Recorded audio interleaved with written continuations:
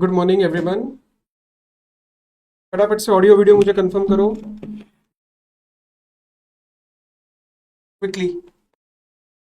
Audio और video जल्दी से कंफर्म करो। क्या मैं सही से नजर आ रहा हूँ? क्या आवाज सही से आ रही है? सुब्रमणि, गगन, रितिका, चकाचक, वेरी गुड। बाकी के बच्चे किधर है? डन डनाडन वेदांत। आज क्लास के बच्चे ज्यादा दिख रहे हैं। शुभांगी, राधे राधे। आज तो क्लास के बच्चे ज्यादा दिख रहे हैं मुझे। चलो जल्दी जल्दी आ जाओ, फिर मैं एक बार अपनी गाड़ी स्टार्ट कर दूंगा तो मैं रुकूंगा नहीं किसी के लिए।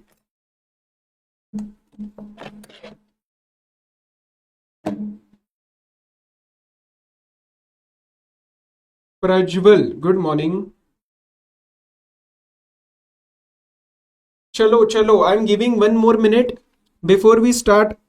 Amazing revision lecture, amazing. Sir आप तो बोलोगे ही। अरे रुको ना, देखो ना, ट्रस्ट करो ना थोड़ा। हाँ जी, करें स्टार्ट। यार बिना गुड मॉर्निंग नहीं बैठना यार, ऐसे थोड़ी होता है। गुड मॉर्निंग लिखेंगे सारे बच्चे, जिन्होंने नहीं लिखा है मैं स्टार्ट ही नहीं करूंगा। तो चलो कर देते हैं। Let start. चलो, I think we can start. Yes yes, good morning Mahadev, Ranjit. हाँ अब बच्चे लिख रहे हैं, कोई बात नहीं। चलो, yes. So hi everyone and warm welcome. बहुत अच्छे से आज हम चैप्टर नंबर 2 रिवीजन में लेके आएंगे। सर एग्जामिशन आप पूरा कराओगे क्या? Yes yes Vedant, I know, but अभी उनको टाइम देना है। एंड इस वाले में अभी स्टार्ट करते हैं हमारा रिवीजन। आ जाओ। Yes, so hi everyone, we will be revising chapter number 2। Chapter number 2 के साथ सर कुछ एंट्रीज है जो आप आइसोलेशन में नहीं पढ़ सकते। उसके लिए मैं आपको चैप्टर 4 का रिलेवेंट लिंक देता हुआ चलूंगा। चैप्टर 4 दो भाग में डिवाइडेड होता है, एक आइसोलेटेड एंट्रीज है, एक लिंक्ड एंट्रीज है। Linked entry to chapter number 2 वो मैं सारी आज ही कराऊंगा आपको, और बचा हुआ मैं आपको प्लेस ऑफ सप्लाई के बाद जो आइसोलेटेड एंट्रीज है जिनका चार्ज से डायरेक्टली कोई लिंक नहीं है। सर लिंक नहीं है मतलब आरसीएम का कोई लिंक नहीं है, वो मैं आपको अलग से कराऊंगा। ठीक है, so that you have a bifurcation ready, वरना बहुत हौच-पौच हो जाता है एग्जामिनेशन चैप्टर में। तो we will be starting with chapter number 2। आ जाओ एक बार मेरे लिए प्लीज आज ही इसके क्वेश्चंस कर लेना। मैं आपको बता रहा हूं सारे कंसेप्ट क्रिस्टल क्लियर करवा दूंगा। दूसरी चीज, ये रिवीजन लेक्चर है इसीलिए मैं चीजें रिपीट नहीं कर पाऊंगा, but what ever I am saying आप एकदम ध्यान से सुनना। सारी चीजें एकदम एग्जाम ओरिएंटेड है और कंसेप्चुअल है। लगा बाद में तो दोबारा you can review the recording, क्योंकि यूट्यूब पे रहने वाला है। चले चलो सर आ जाओ। Chapter number 2 charge, section number 9, this is the charging section of CGST and there is a section number 5 that is of IGST.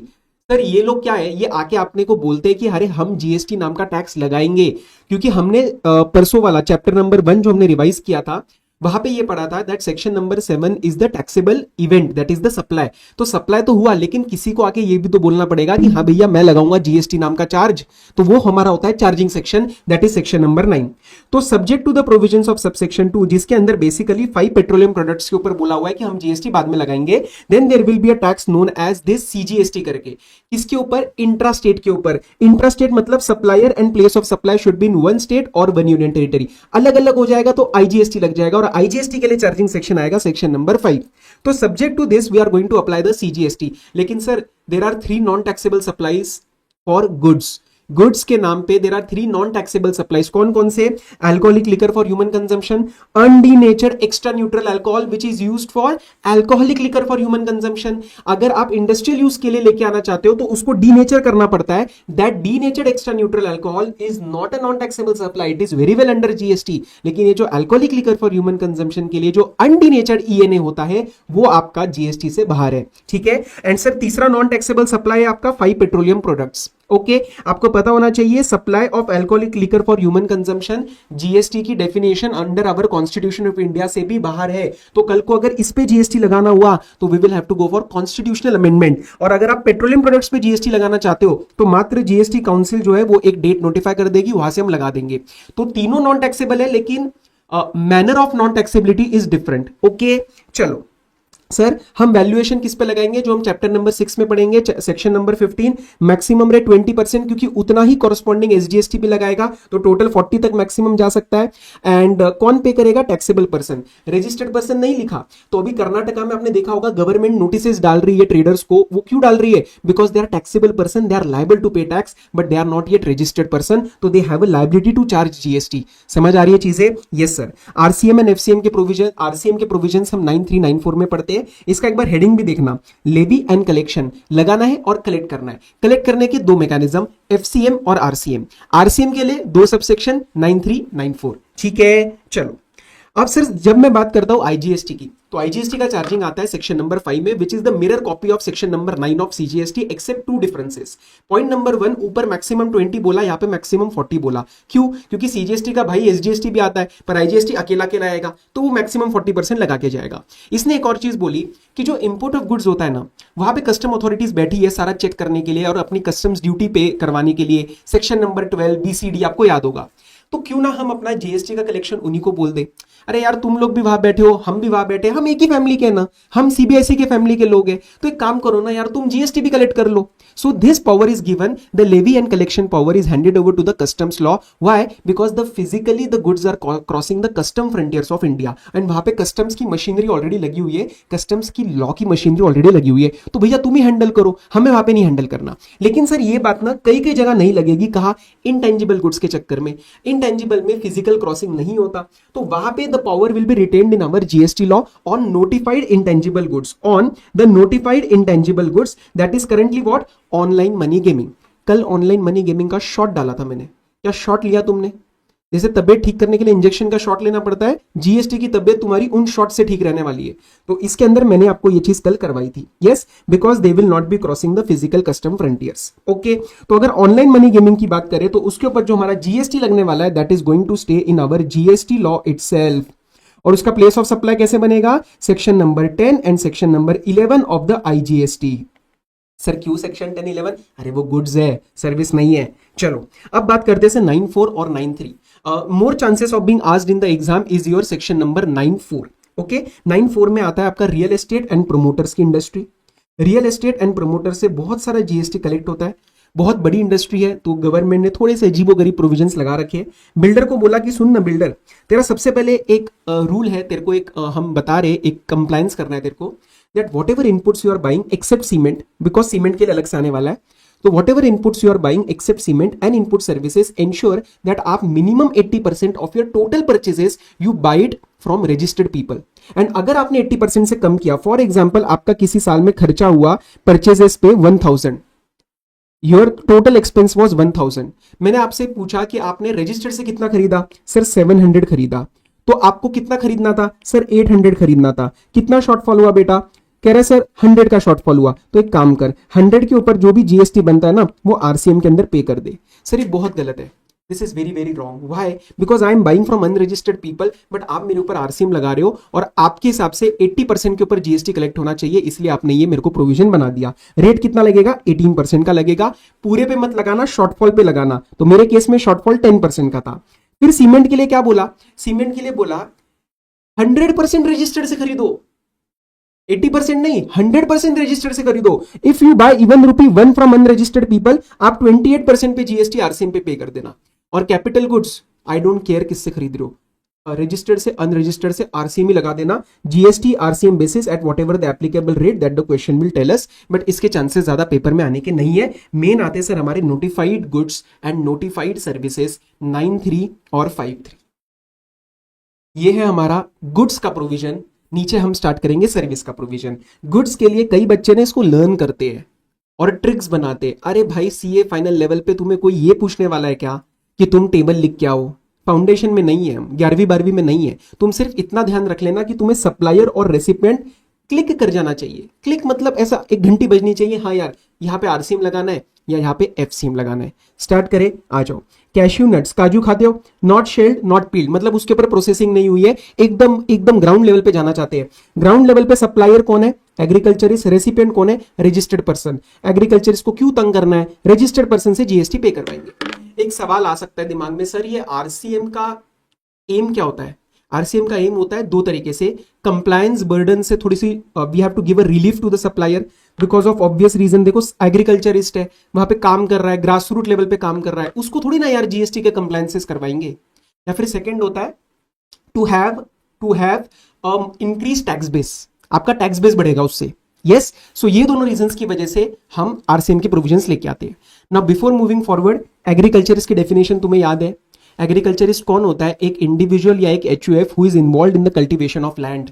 एक इंडिविजुअल, ये प्लीज ध्यान रख लेना सारे बच्चे, एग्रीकल्चरिस्ट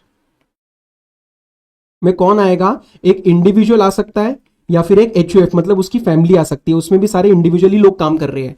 कंपनी कभी भी एग्रीकल्चरिस्ट नहीं बनेगी, फर्म कभी भी एग्रीकल्चरिस्ट नहीं बनेगी, एलएलपी कभी भी एग्रीकल्चरिस्ट नहीं बनेगी।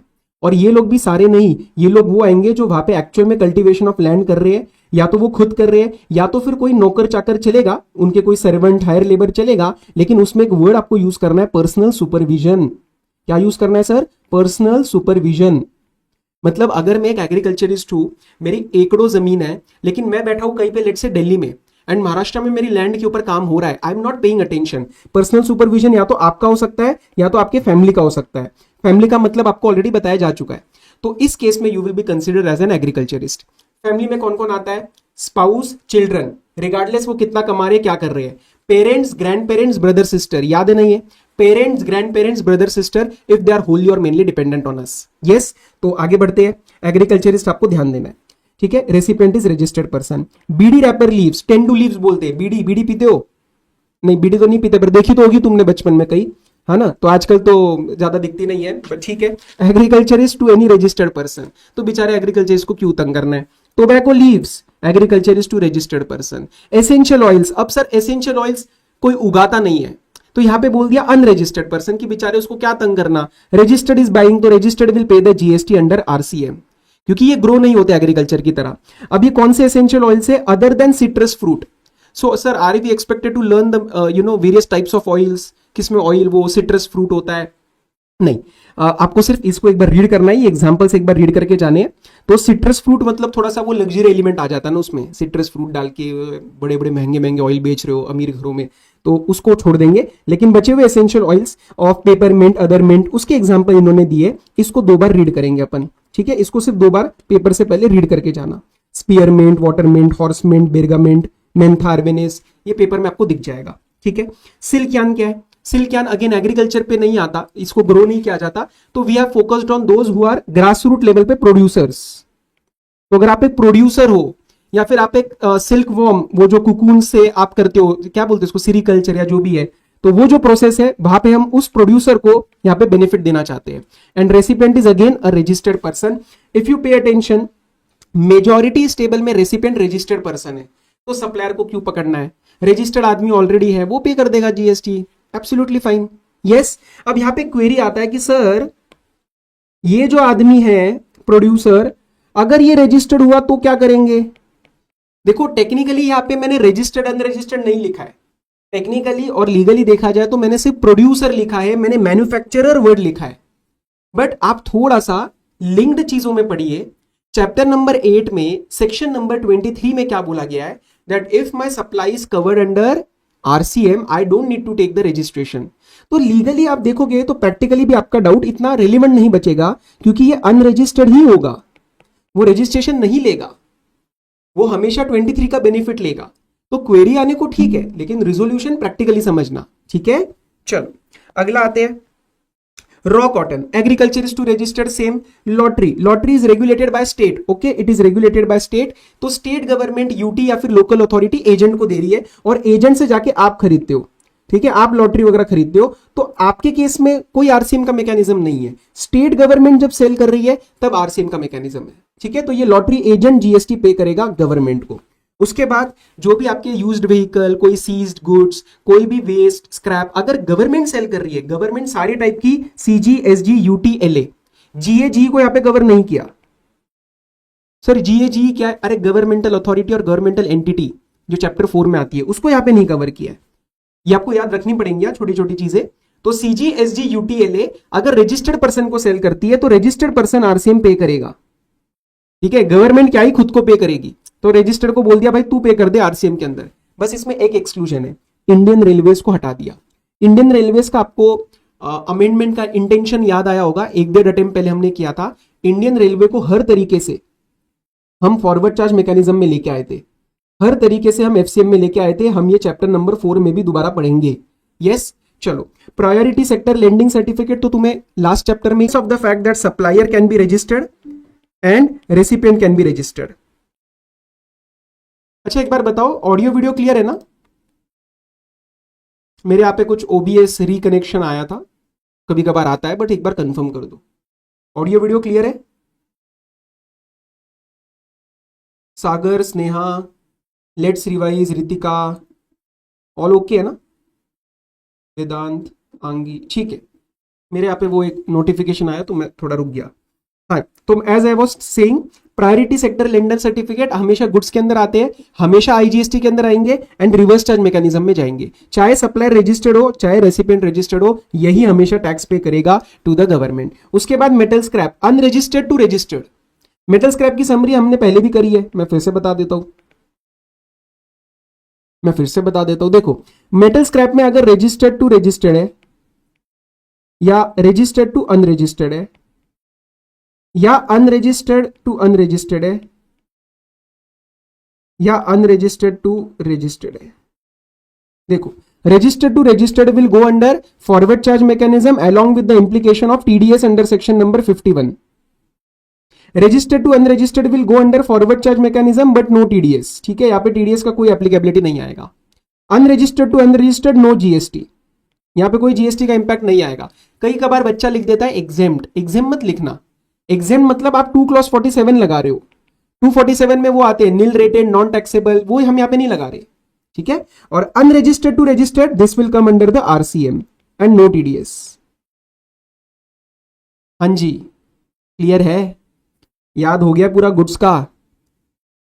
ठीक है, चलो एक मैं 30 सेकेंड्स दे रहा हूं, एक बार क्विकली इसको रिव्यू मार लो, एक बार क्विकली इसको ऊपर ऊपर से रिव्यू मार लो। मेरी आदत है ऐसा देने का, कोई बात नहीं, 2-4 मिनट ज्यादा लग जाएंगे पर अच्छे से होगा।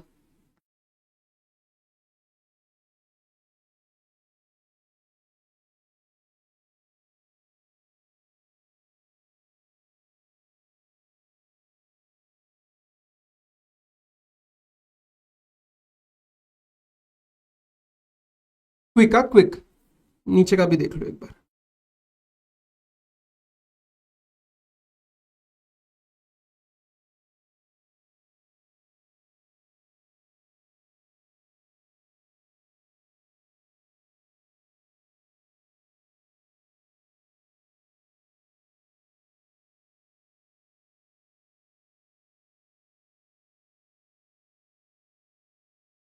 चलो आ जाओ, थोड़ा सा मिल गया 1 मिनट बीच में।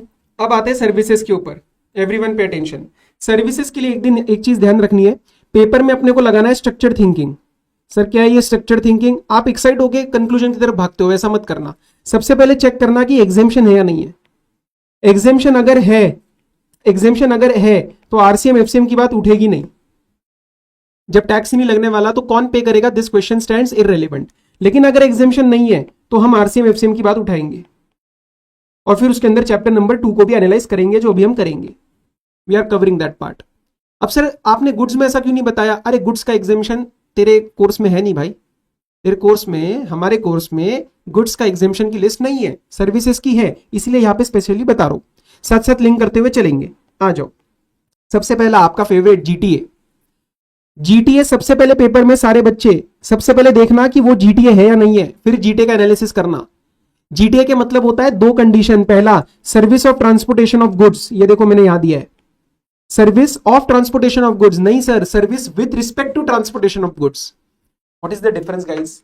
Services with respect to transportation of goods मतलब ट्रांसपोर्टेशन ऑफ गुड्स के साथ साथ उसकी एंसिलरी सर्विसेज भी दी जा सकती है, जैसे insurance, loading, unloading, warehousing, storehousing, फलाना। और second condition is consignment note. Paper में दिया जाएगा कि मैंने ऐसे ऐसे सर्विस लिया एक ट्रक वाले भैया से, और वो वाले भैया ने मेरे को कंसाइनमेंट नोट नहीं दिया, वो जीटीए बनेगा ही नहीं। और जीटीए बनेगा नहीं तो तेरा एनालिसिस होएगा ही नहीं। समझ में आया?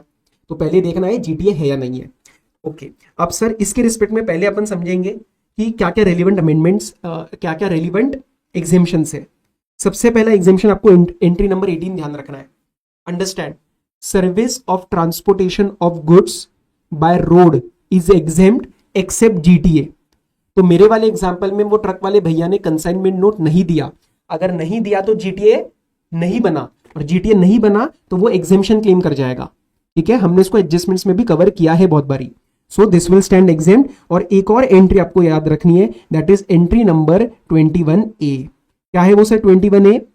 सिंपल उसका पहले कंक्लूजन दे देता हूं क्योंकि आप लोग अभी रिवीजन कर रहे हो. अगर कोई अनरजिस्टर्ड इंडिविजुअल है या अनरजिस्टर्ड एचयूएफ है, उनको छोड़ के, and it can be unregistered CTP as well. कई बच्चों को ऐसा लगता है कि सीटीपी तो मैंडेटरी रजिस्ट्रेशन में जाता है 24 के. दोबारा पढ़ो, 24 दोबारा पढ़ो. सीटीपी सारे मैंडेटरी रजिस्ट्रेशन में नहीं जाते. सीटीपी मैंडेटरी रजिस्ट्रेशन में तभी जाते हैं जब वो टैक्सेबल सप्लाई करते हैं वहां जाके. तो अगर मैं टैक्सेबल सप्लाई नहीं करता तो it is possible that I may not fall under the mandatory registration. तो you should not be having a query कि सर अनरजिस्टर्ड सीटीपी काहे लिखा है यहां पे. ठीक है, कंसेप्ट को पकड़ लिया है. चलो, तो unregistered person including unregistered CTP और इंडिविजुअल एचयूएफ आएंगे इसके अंदर. क्यों? क्योंकि नीचे बाकी सब कवर हो जाएंगे. तो इनको अगर आप सर्विस देते हो जीटीए की, दैट स्टैंड्स एग्जेम्प्ट. तो अगर मैं कंपनी का एम्प्लॉय हूं, मैंने जीटीए का सर्विस लिया, तो यहां पे एग्जेम्पशन मिल जाएगा. अदर देन फॉलोइंग, मतलब ये सब में एग्जेम्पशन नहीं मिलेगा. अब कौन बचा? अरे इंडिविजुअल को छोड़ के सारे लोग ले लो ना पर्सन्स के नाम पे. फैक्ट्री ले लो जो कि लॉ में रजिस्टर्ड, मतलब एक लीगल फैक्ट्री बनाई है. सोसाइटी ले लो जो लॉ में आपने रजिस्टर कराई है. कोऑपरेटिव सोसाइटी ले लो. बॉडी कॉर्पोरेट ले लो, नॉर्मल बॉडी कॉर्पोरेट मतलब नॉर्मल कंपनी या फिर एलएलपी. जीएसटी में रजिस्ट्रेशन की बात नहीं कर रहा मैं, ये सारे सिर्फ बनाए गए हैं अपने अपने लॉ के अंडर. तो बॉडी कॉर्पोरेट, जैसे मैंने कंपनीज एक्ट की कंपनी खोल दी, तो वो भी एक नॉर्मल इसके अंदर फॉल कर जाएगी एंड जीएसटी लगेगा. पार्टनरशिप फर्म वेदर रजिस्टर्ड और नॉट, ऐसा क्यों लिखा? क्योंकि इंडियन पार्टनरशिप एक्ट 1932 में पार्टनरशिप फर्म का रजिस्ट्रेशन मैंडेटरी नहीं है. समझ आया? हाँ. और सीटीपी रजिस्टर्ड, तो सीटीपी रजिस्टर हुआ तो टैक्स लग जाएगा. अब इसी के आगे लिंकिंग चलाते हैं. इन लोगों के केस में if these are the recipients then in that case the GST is applicable and RCM will apply. क्योंकि आपको यही लिस्ट एज इट इज यहां पे रेप्लिकेट करती हुई नजर आएगी. आपके सामने लिस्ट है, ये वही लिस्ट है which are covered under non exemption. तो जीएसटी लगा तो ये आरसीएम के अंदर पे करेंगे. समझ में आया एवरीवन? Yes, okay. चलो अब आगे बढ़ते हैं. एक दो एग्जेम्पशन और है, वो जीटीए की ज्यादा लिंक नहीं होती तो उसको मैं एग्जेम्पशन में ही कराऊंगा. अब एक और बात ध्यान रखेंगे, यहां पे जो रेसिपिएंट हम वर्ड यूज कर रहे हैं ना, ये रेसिपिएंट वो है जो फ्रेट पे कर रहा है. मतलब फॉर एग्जांपल अगर राम शाम को गुड्स सेल कर रहा है और जीटीए सर्विस लिए, जीटीए का फ्रेट कौन पे कर रहा है ये आपको ध्यान देना पड़ेगा. The question you need to ask is who is paying the GTA का फ्रेट, क्योंकि that is the person recipient of the GTA service. तो अगर राम पे कर रहा है तो मुझे राम को उसका रेसिपिएंट बनाना पड़ेगा. राम शाम को गुड्स सेल कर रहा है, that is a separate transaction. GTA का service is a separate transaction. तो मुझे राम का स्टेटस एनालाइज करना पड़ेगा. सर ये बात हमने कहां से जोड़ी? Section 2 clause 93 definition of recipient, the person who is liable to pay the consideration. इसीलिए मैंने लिखा person who is liable to pay the freight. I think आप समझ रहे बात को. नॉन एप्लीकेबिलिटी पे आते हैं. नॉन एप्लीकेबिलिटी ऑफ आरसीएम का पहला case, when the recipient is that government वाला आदमी रजिस्टर्ड सोनली फॉर टीडीएस. वो कह रहा है सर मैं तो सिर्फ और सिर्फ टीडीएस कंप्लायंस के लिए आया हूं, मैं कोई भी टैक्सेबल सप्लाई नहीं दे रहा. तो फिर उस केस में मैं टेक्निकली रजिस्टर्ड तो बन गया और उसकी वजह से यहां फॉल कर जाऊंगा,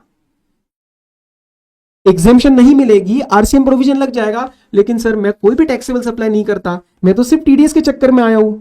तो इसको हमने बोल दिया ठीक है आरसीएम नहीं लगेगा. नाउ समटाइम्स इंटरप्रिटेशन में आप ये समझते हो पढ़ते पढ़ते कि आरसीएम नहीं लगेगा मतलब एग्जेम्प्ट हो जाएगा. नहीं भाई, आरसीएम नहीं लगेगा मतलब एफसीएम लगेगा. आरसीएम नहीं लगेगा मतलब एग्जेम्प्ट नहीं होगा, मतलब एफसीएम एप्लीकेबिलिटी आ जाएगी. लेकिन फर्स्ट वाला रेलिवेंट नहीं है आज के इसमें ज्यादा. सर क्यों? क्योंकि एंट्री नंबर 21B इसको एग्जेम्प्ट कर देती है. एंट्री नंबर 21B करेंटली इस ट्रांजैक्शन को एग्जेम्प्ट कर देती है. कौन से ट्रांजैक्शन को? When the recipients are the people, government वाले who are registered solely for TDS and they are not making any taxable supply. ठीक है, लेकिन कल को अगर एग्जेम्पशन हट जाए तो ये बात थोड़ी रेलिवेंट बन जाएगी. Next is the FCM. अब देखो जो जीटी है ना, वो कह रहा है कि सर मुझे जीएसटी लगाना है, मैं फॉरवर्ड चार्ज मैकेनिज्म में जाऊंगा, मैं इनवॉइस इशू करूंगा, मैं सारे कंप्लायंसेस करूंगा, तो मुझे ये ऑप्शन एक्सरसाइज करना है, तो मैं पोर्टल पे जाके ये कर दूंगा, GSTN पोर्टल पे जाके। ठीक है भाई, खुद के पैर पे कुल्हाड़ी मारनी है, कंप्लायंसेस करने तो करो।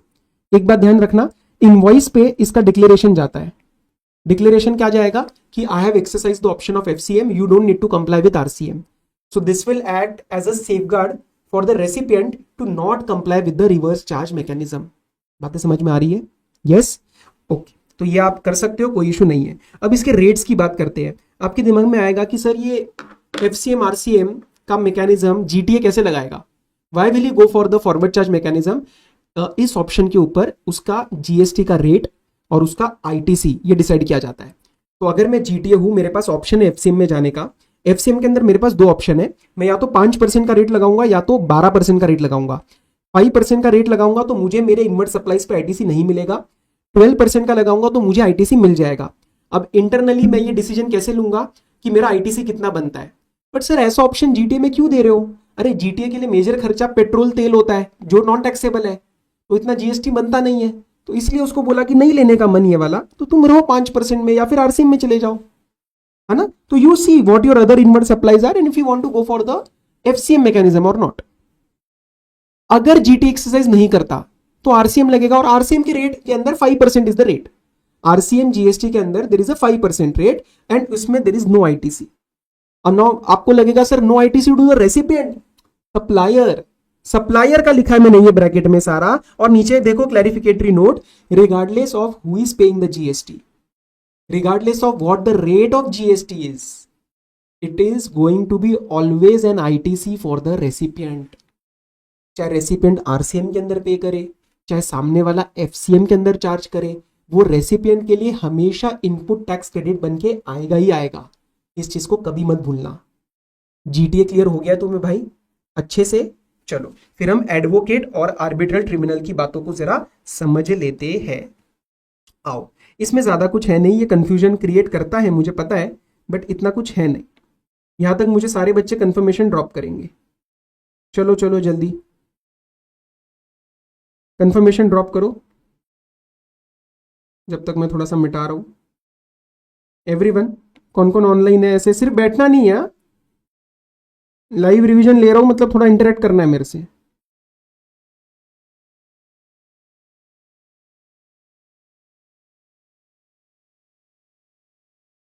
लिखेंगे वही 2-4 बच्चे, है ना?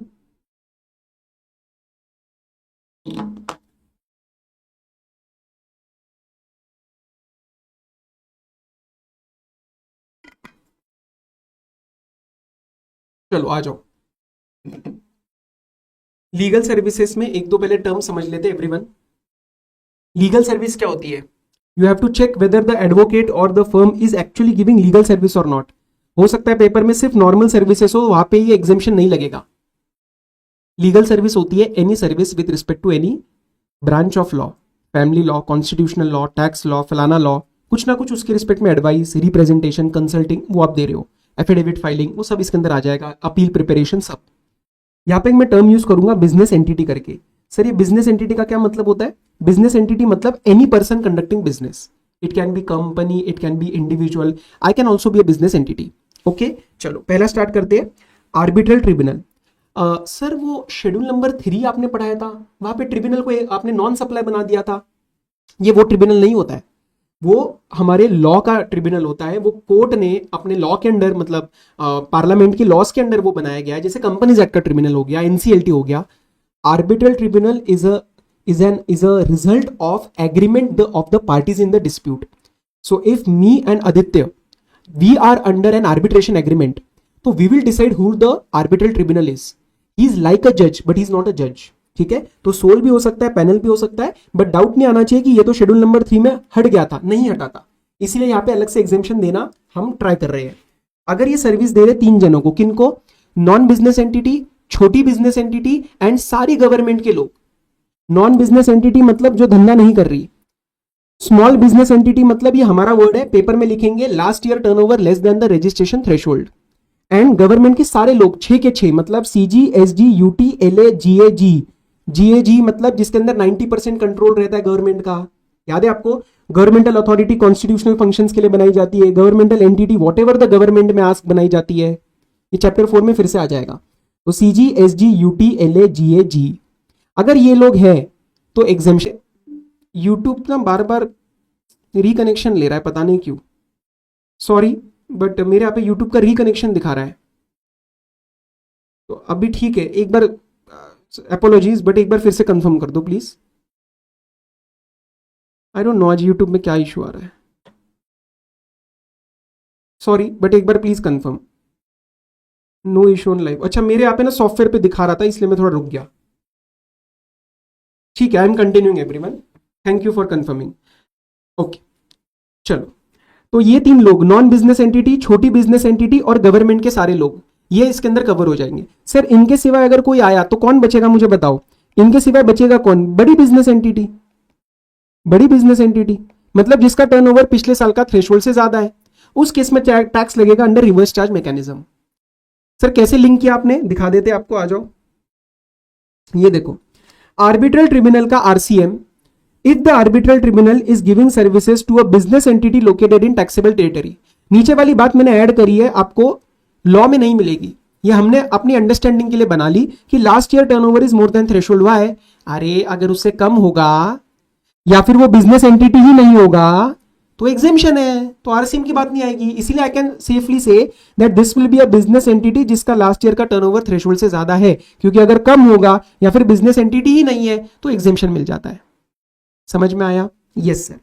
ओके, एक और चीज क्लैरिफाई कर दूं, मैं ये जो टर्म यूज कर रहा हूं ना, बिजनेस एंटिटी जिसका लास्ट ईयर का टर्नओवर थ्रेशोल्ड से कम है, इसका रजिस्ट्रेशन स्टेटस से कोई इंपैक्ट नहीं है। It is possible that the business entity's last year turnover is less than the threshold, but in the current year it is registered, because I know voluntary registration भी होता है GST में। तो आपको पेपर में ये नहीं ढूंढना कि रजिस्टर्ड है या नहीं है, आपको ये ढूंढना है कि लास्ट ईयर का टर्नओवर थ्रेशोल्ड से कम है या नहीं है। ठीक है, ओके, चलो अगले पे आते हैं। Senior advocate, same.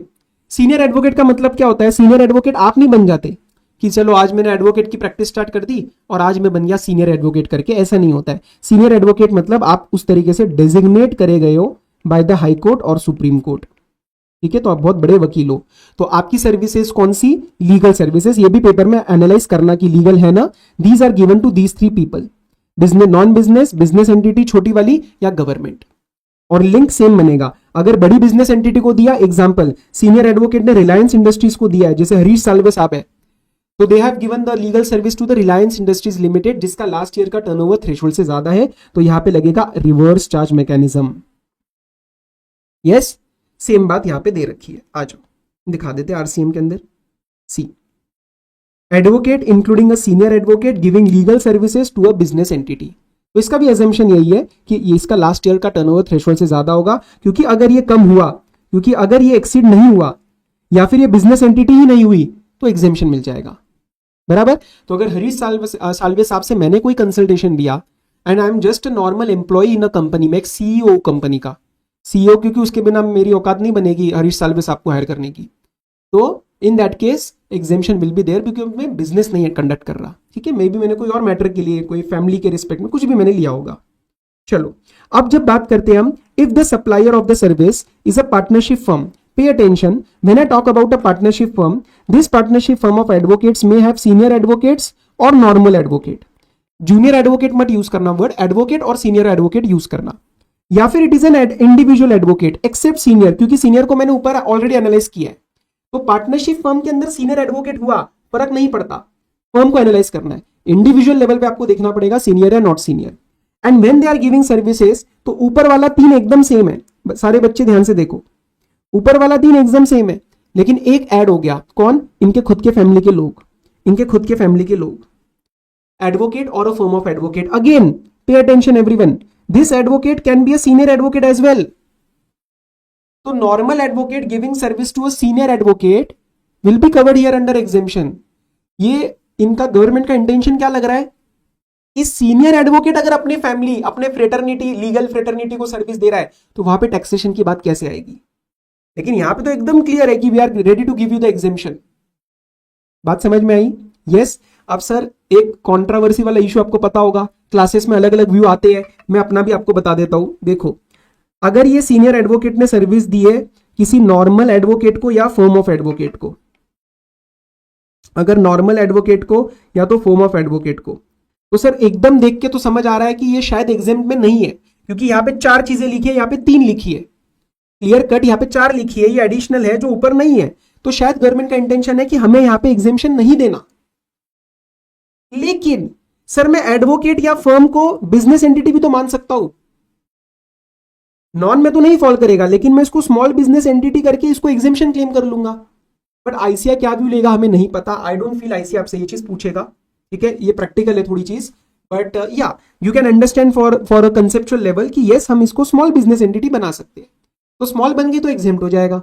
लेकिन सर अगर ये स्मॉल बिजनेस एंटिटी में भी नहीं फॉल करी, फिर तो टैक्स लगेगा, फिर तो टैक्स लगेगा, और फिर उसके अंदर आरसीएम लगेगा, एफसीएम लगेगा, उसके ऊपर दोबारा 2 व्यू बनेंगे। अगर आप इसको बिजनेस एंटिटी मान ही रहे हो तो आरसीएम लग जाएगा, नहीं तो फिर एफसीएम लग जाएगा। सर एफसीएम कैसे कह सकते हो, मैं अपना रीजन बताता हूं आपको इंटरप्रिटेशन का।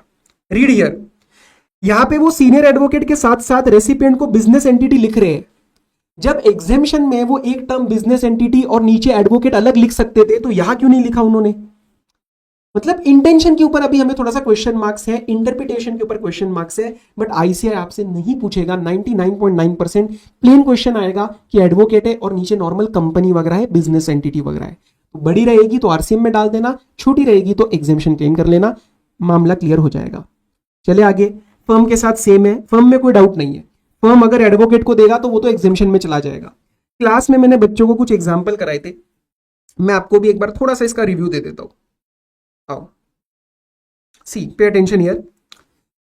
ये जो है एक जूनियर एडवोकेट है, जूनियर मतलब नॉर्मल एडवोकेट, ये रियल लाइफ मेरे ब्रदर ही है, ठीक है, और ये हरीश साल्वे साहब सीनियर एडवोकेट। अब सुनो, अगर नॉर्मल एडवोकेट ने अपने फ्रेटर्निटी में से किसी को भी सर्विस दिया, legal service exempt. Harish Salve साहब ने अगर इंडिविजुअल एडवोकेट को दिया, मैं समझ रहा हूं कि ये स्मॉल बिजनेस एंटिटी है, मैं मान रहा हूं कि इनका टर्नओवर लास्ट ईयर का थ्रेशोल्ड से ज्यादा नहीं है। सर थ्रेशोल्ड कितना रहता है? 20 लाख और 10 लाख सर्विसेज के लिए। Okay, 10 lakh is for MMNT states, you know chapter number 8, क्योंकि रिवीजन है। ओके, आप पहली बार नहीं पढ़ रहे हो, तो उस केस में मैं इसको एग्जेम्पशन में लेके जा रहा हूं, बट या इसके ऊपर क्वेश्चन मार्क्स आ सकते हैं। नॉर्मल एडवोकेट ने किसी फर्म को दिया, खेतान एंड को, टॉप लीगल फर्म इन मुंबई, तो अगर इनको सर्विसेज दिया एग्जेम्पशन, क्योंकि नॉर्मल एडवोकेट में डाउट नहीं है। खेतान एंड कंपनी ने अपने ही किसी लॉयर्स को दिया फ्रेटर्निटी के एग्जेम्प्ट, कोई देयर इज नो डिस्प्यूट। इन तीनों ने मिलके या इन तीनों में से किसी ने किसी बड़ी बिजनेस एंटिटी को दिया, no dispute, it is under RCM, tax लगेगा अंडर रिवर्स चार्ज मैकेनिज्म। समझ में आया आपको? Done, perfect. चलो sir, I think this is done, तो मैं आगे बढ़ना चाहता हूं। अब स्पॉन्सरशिप, स्पॉन्सरशिप में कभी कभार तुम्हें डाउट आएगा कि सप्लायर कौन है, रेसिपिएंट कौन है। तुम सिंपल याद रखना 2 चीजें। सप्लायर कौन होता है? जो आपको कोई सर्विस दे रहा है। स्पॉन्सरशिप में इनहेरेंट एलिमेंट ऑफ सर्विस क्या होती है? Marketing and promotion. तो जो आपको इवेंट ऑर्गेनाइज करने के लिए आपसे पैसे ले रहा है वो आपका सप्लायर होगा। पेपर में अगर कंफ्यूजन हो जाए सप्लायर कौन है, रेसिपिएंट कौन है, नहीं दिमाग में घुस रहा, तो चेक करना पैसे कौन रिसीव कर रहा है। सप्लायर हमेशा पैसे आपसे रिसीव करेगा और रेसिपिएंट आपको पैसा देगा। तो मेरे सोसाइटी का क्रिकेट मैच है, मैंने टाटा मोटर्स को बोला भैया पैसा देना, थोड़ा चंदा देना 10 लाख रुपया, तो मैं उसको प्रमोशन दे रहा हूं, मैं सप्लायर हूं, टाटा मोटर्स यहाँ पे रेसिपिएंट है। पहले के जमाने में हम आरसीएम के अंदर सप्लायर पढ़ते थे एनी पर्सन, बट वो लॉजिकल नहीं था। अगर कंपनी दे रही है तो कंपनी को क्यों आरसीएम का बेनिफिट दे रहे हो, उसको पकड़ो एफसीएम के अंदर। वो अमेंडमेंट आ गया सितंबर 25 से। तो any person other than a body corporate बोले तो कंपनी एलएलपी अगर दे रही है तो एफसीएम ही लगेगा, और अगर उनको छोड़ के कोई है and the recipient is body corporate और अ पार्टनरशिप फर्म, तो दोनों कंडीशंस चेक करनी है, सप्लायर कौन है और रेसिपिएंट कौन है। रेसिपिएंट कौन है? कंपनी, एलएलपी या फिर पार्टनरशिप फर्म। तो उस केस में क्या लगेगा? Reverse charge mechanism. ठीक है, इज इट क्लियर? तो इसका एक एग्जांपल क्लास में बनाया था कि सप्लायर लेट से पार्टनरशिप फर्म है, तो it is not a body corporate. Recipient body corporate है या फिर फर्म है, आरसीएम। आप देखोगे तो यहां पे गलत चीज आपको दिखेगी। यहां पे पार्टनरशिप फर्म को रेसिपिएंट के अंदर आरसीएम के लिए बोल दिया, और यहां पे क्या लिखा? Any person other than a body corporate. मतलब what about partnership firm? Partnership firm में आप आरसीएम का बेनिफिट दे रहे हो, और दूसरी जगह यहां पे पार्टनरशिप फर्म को ही बोल रहे हो आरसीएम में पे करने को, मतलब एफसीएम का बेनिफिट देके आरसीएम पकड़ रहे हो। पार्टनरशिप फर्म को सेम तरीके से डील करना चाहिए था, बट ठीक है उसको छोड़ देते। रिवीजन के लिए अपने को क्या है, any person other than a body corporate giving the sponsorship service to body corporate और अ पार्टनरशिप फर्म।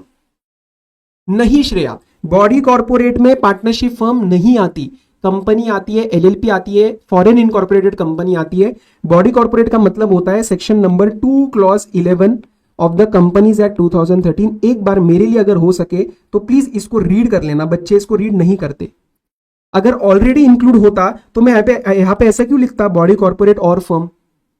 समझ रहे हो चीजें छोटी छोटी। चलो अब अगला जो है भैया, अपन स्टार्ट करने वाले हैं गवर्नमेंट का। गवर्नमेंट का हम स्टार्ट करने वाले हैं। Are you ready? गवर्नमेंट का is one of the most asked query. इसका मैंने एक जीएसटी शॉर्ट बनाया था, मैं एक और बना दूंगा। मुझे अगले आपसे 10 मिनट चाहिए, लिखित गारंटी दे रहा हूं। ये होने के बाद आपको गवर्नमेंट के ऊपर आरसीएम, एफसीएम, एग्जेम्पशन, लाइफ में कोई डाउट नहीं रहेगा। मैं इसका फोटो लेने का मौका दे दूंगा आपको। I will pause the video, photo ले लेना, रेप्लिकेट कर देना और मुझे भेजना, ठीक है? व्हाट्सएप पे मुझे भेजना रिव्यू के साथ, जेन्युइनली बोल रहा हूं। और बैठ जाना किसी के साथ भी यहाँ पे लड़ने के लिए कि देखते हैं अपने को आंसर आ रहा है या नहीं आ रहा। स्टार्ट करें, चल आ जाओ। देखो, the golden rule is that services by government are exempt except a few. और सर जब आप गवर्नमेंट बोलते हो तो क्या क्या ले रहे हो? CG, SD, UTLA. अभी मैं बात कर रहा हूं, मैं जीए जी की बात नहीं कर रहा, मैं बात कर रहा हूं सीजी, एसडी, यूटीएलए की। ओके, तो general rule is that generally the services are exempt but there are certain exceptions. तो अभी मैं स्टार्ट कर रहा हूं पहले एक्सेप्शन से। 3 सर्विसेज, एवरीवन कोई कुछ चैट बॉक्स में नहीं लिखेगा, सामने ध्यान दो। 3 सर्विसेज मैं हमेशा टैक्स करूंगा which are again subject to exception. अच्छा, मतलब 3 सर्विसेज 1, 2 और 3 ये मैं हमेशा टैक्स करूंगा अनलेस इंटरनली मैं कोई एक आध जगह रिलीफ दे दूंगा, ठीक है? पहला, services by department of post and Indian railway. दूसरा, services with respect to aircraft vessel inside airport, inside port और outside airport, outside port. And तीसरा, ट्रांसपोर्टेशन ऑफ गुड्स और पैसेंजर। सर थोड़ा सा लॉजिक बताओ ना लर्न करने के लिए। ये वो सर्विसेज है जहां पे प्राइवेट प्लेयर्स भी काम कर रहे हैं, यहाँ पे डीटीडीसी भी काम कर रहा है, यहाँ पे बाकी की भी कंपनीज काम कर रही है, यहाँ पे इंडिगो भी काम कर रही है। तो वो कहती है कि भैया if we are working in the private sector and you are also working in the same sector as a government and you say your services are exempt and our services are taxable, ये तो आपको 18% का direct advantage मिल जाएगा cost में। Government ने बोला ठीक है, ज्यादा रोना धोना मत करो, हम आपको एग्जेम्पशन दे, आपको लेवल फील्ड पे लेके आएंगे, हम अपने आपको भी टैक्स कर देंगे। Now see, tax tax tax, specific exemption की बात करूंगा। अब इसको आरसीएम एफसीएम के साथ लिंक कर रहा हूं। आपको आरसीएम एफसीएम अब खुद पढ़ना है एक बार घर पे, मैं पूरा लिंक चैट करा रहा हूं। This will always come under FCM. तीनों में टैक्स लगेगा और तीनों में एफसीएम के अंदर टैक्स लगेगा, आरसीएम के अंदर नहीं। समझे? अब डिपार्टमेंट ऑफ पोस्ट और इंडियन रेलवे में 2 छोटी छोटी एक्सेप्शन है। मतलब ऊपर बोल दिया टैक्स लगाएंगे हमेशा, लेकिन 2 जगह एक्सेप्शन प्रोवाइड करी। वो यहाँ पे एक्सेप्शन, यहाँ पे कुछ भी नहीं है, सिर्फ इसमें है। तो डिपार्टमेंट ऑफ पोस्ट में पहला है पीबो। पीबो मतलब post card, inland letter, book post, ordinary post, जिसका वेट लेस देन 10 ग्राम है।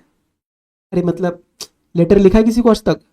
लेटर लिख दिया छोटा सा एक 2 पेज का, और वो हमने ऑर्डिनरी पोस्ट के थ्रू भेज दिया जिसका वेट लेस देन 10 ग्राम है, तो उसमें क्या तुम टैक्स लगाओगे यार? गवर्नमेंट कह रहा है वहां पे हम टैक्स नहीं लगाने वाले, ये एकदम एसेंशियल सर्विसेज है, लोग यूज करेंगे, तो हम इसके अंदर टैक्स नहीं लगाएंगे पीबो में, ठीक है? This comes by entry number 24C and that is still exempt. Other services बोल दिया ना सर, वो तो जनरल रूल है, टैक्स लगाएंगे हमेशा एफसीएम के अंदर। इंडियन रेलवेज के लिए there are 2 exemption entries which came recently, उसको छोड़ के टैक्स अंडर एफसीएम। 2 एंट्रीज क्या है सर? आ जाओ। Services by the ministry of railway to individuals under, जो आपको प्लेटफॉर्म पे टिकट्स मिलती है, मतलब आपको सर्विसेज मिलती है, सेल ऑफ प्लेटफॉर्म टिकट। तो सेल ऑफ प्लेटफॉर्म टिकट्स के टाइम पे कोई एडमिनिस्ट्रेटिव चार्ज अगर आपसे लिया जा रहा है इंडिविजुअल से, नो जीएसटी, क्योंकि वो लोगों को नहीं तो कॉस्ट बढ़ेगी ना उसकी। Facility of retiring room, waiting room, जाके बैठना है पैसे देके। क्लॉक रूम सर्विसेज, बैगेज वगैरह रखना है, या फिर पैर में दर्द है, बैटरी ऑपरेटेड कार सर्विस में जाना चाहते हो पैसे देके, कुछ उसका चार्ज पे करके, नो जीएसटी। पेपर में आएगा कॉर्पोरेट बुकिंग लिया इसका, कॉर्पोरेट बुकिंग, तो जीएसटी लगा देना क्योंकि ये इंडिविजुअल्स को एग्जेम्पशन दिया जाता है। और मिनिस्ट्री ऑफ रेलवेज में इंट्रा लेवल पे एक जोन दूसरे जोन को काम कर रहा है, एक डिवीजन दूसरे डिवीजन के लिए काम कर रहा है, exempt. Are you getting it? Are you getting it? तो ये दोनों अगर आप याद रखोगे तो 9E और 9F से आपका काम बनेगा कि सर ये एग्जेम्प्ट है, इसको छोड़ के टैक्स। ठीक है, समझ में आया ये तीन? ओके। अब सर बैलेंस सर्विसेज का एनालिसिस कैसे करें? अब ध्यान से सुनो। बैलेंस सर्विसेज के लिए हमें दरवाजे चेक करने हैं। दरवाजे मतलब उन दरवाजों के अंदर क्या मैं कोई एग्जेम्पशन दे सकता हूं क्या? अगर कोई भी दरवाजा आपका नहीं खुला एग्जेम्पशन का तो एंड में जाके सर टैक्स लग जाएगा, एंड में जाके टैक्स लग जाएगा। तो इन तीन के लिए आपका जनरल रूल कंटिन्यू कर रहे हैं हम। इन तीन रूल का जनरल रूल क्या था इन तीन सर्विसेज का? That we are going to apply tax because यहां पे प्राइवेट सेक्टर काम कर रहा है। बट सर हमें बाकी सर्विसेज के लिए एग्जेम्पशन का फायदा लेना है, वो हम चेक करेंगे। ऊपर वाले में आपको कंफ्यूज किया जाएगा, transportation service given to individual does not matter. आप यहां पे लिख सकते हो ये सर्विसेज आप किसको दे रहे हो, to whom, irrelevant, to whom is irrelevant.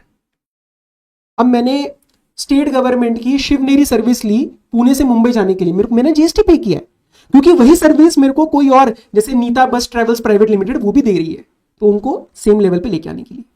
समझ में आया? क्लियर? चलो अब बचे हुए सर्विसेज में आपको ये एनालिसिस ध्यान रखना है। बहुत प्यारा चार्ट है, आराम से सुनना एक एक करके। We will try for exemptions. हमारे पास बहुत सारे दरवाजे हैं एग्जेम्पशंस के। स्टार्ट करें। First question you will ask, government ये सर्विस किसको दी जा रही है? Non business entity. सर जैसे मैं नॉन बिजनेस एंटिटी हूं, मैं नॉर्मल एम्प्लॉय हूं लेट से कंपनी का, मैंने कोई गवर्नमेंट की सर्विस ली, एग्जेम्प्ट। बट नॉट दिस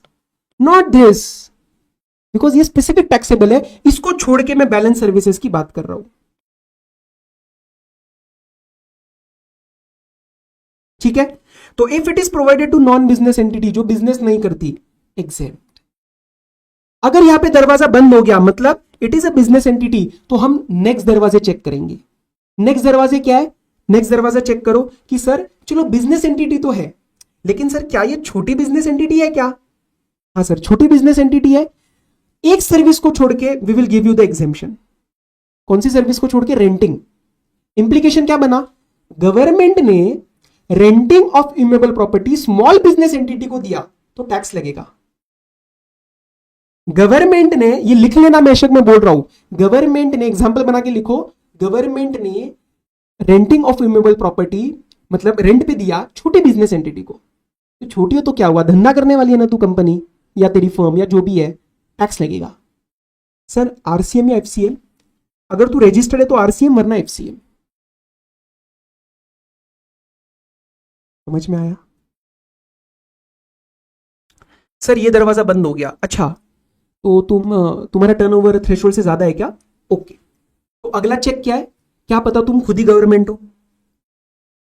अगर तुम खुद ही गवर्नमेंट हो तो गवर्नमेंट टू गवर्नमेंट एग्जेम्प्ट। एक दूसरे से क्या लेना टैक्स, एक हमारे पास ही आने वाला है तो एक दूसरे से क्या चार्ज करना। सर ये भी दरवाजा बंद हो गया। तो मतलब क्या कहानी कहां तक जा रही है? देखो, आप बिजनेस एंटिटी हो, आपका लास्ट ईयर का टर्नओवर थ्रेशोल्ड से ज्यादा है और तुम नॉन गवर्नमेंट हो, तो हमारे पास लास्ट दरवाजा बचा एग्जेम्पशन चेक करने का, वैल्यू बेस्ड एग्जेम्पशन। अगर सर्विस की वैल्यू 5000 तक है तो एग्जेम्प्ट वरना tax, and this will come under reverse charge mechanism. Balance all services come under the reverse charge mechanism. अब एक एग्जांपल करवा रहा हूं। If government rents immovable property to a business entity with a preceding financial year turnover less than registration threshold. यही तक पढ़ो भी। इतना जो मैंने आपको पढ़ाया आपके दिमाग में आंसर आएगा, टैक्स लगेगा।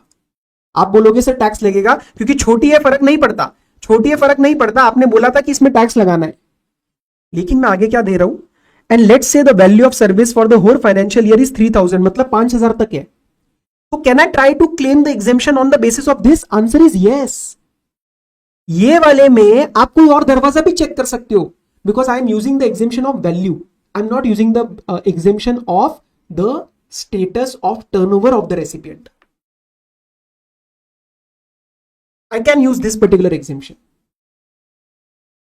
If ये वाला ध्यान रखेंगे, ये वैल्यू जो है 5000 की, अगर ये कंटिन्यूस सप्लाई ऑफ सर्विसेज है, कंटिन्यूस सप्लाई ऑफ सर्विसेज मतलब जो 3 महीने से ज्यादा चलती है रेकरिंग बेसिस पे, तो उस केस में 5000 आपको पूरे फाइनेंशियल ईयर के लिए चेक करना है। मैं आपको 30 सेकंड का समय दे रहा हूं और नीचे भी 30 सेकंड दूंगा दोबारा। इसको एक बार प्लीज रीडिंग मार लो और इसका फोटो बना के छाप लो। आपका कोई क्वेश्चन गलत नहीं होगा, गारंटी दे रहा हूं। Do it.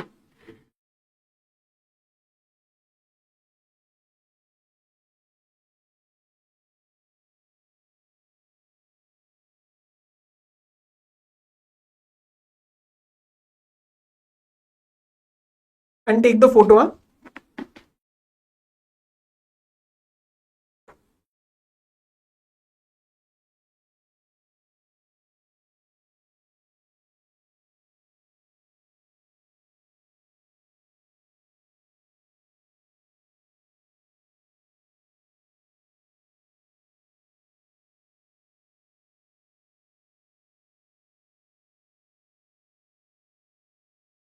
चलो, रेगुलर बैच वाले जो बालाकृष्णा वगैरह रेगुलर बैच वाले जो है वो आप मत लो, आपको तो बुक में प्रिंटेड मिल गया ऑलरेडी। और आप सिर्फ अभी जितना समझ आ रहा है देख लो, क्योंकि हमें करना बाकी है अभी। चलो यहां तक कर लो जल्दी और मुझे कंफर्म करो फोटो ले लिया है।